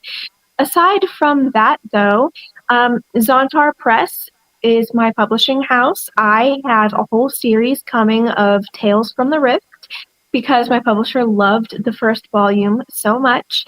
I also have a novel that I'm going to start working on in the same universe. That's going to be starting work. I believe I have it slated for the summer. I'm now also a writer for Eerie Expeditions magazine, your one and only haunted hotspot rag. I will be starting a blog there too, How I Met Your Monster. That's going to be coming out as of October 1st. Artemaeus and I are going to be speaking at 2 events in 2026. The first one is in January in Maryland. We will have the link for that available for you in the chat shortly if it hasn't been already posted. And then we're going to be speaking at the Full Disclosure Now conference come next July. That's going to be in either Arizona or Florida. Outside of that, am I forgetting anything? Oh, yes. Not only speaking, I'm going to have a booth there with Artemaeus. We're going to be selling some of my homemade organic dessert teas and some very special candles that I'm whipping up. I might even be doing some energy work and or tarot card reading, just depending on how I'm feeling physically. Honey, is there anything else I'm forgetting? There's so much lately. Just our just our YouTube channel, The Weird Walk Home, where we continue to put up episodes periodically. But yeah, I believe that's pretty much it. I know we're running out of time, so I think that about wraps it up. Yeah, I think guys. Putting the links throughout the show, all these different links. I think except the producer one, or publisher one, I have put them in all the chat rooms. Okay, no worries at all. It's weirdtimebook.com. That's the publisher website.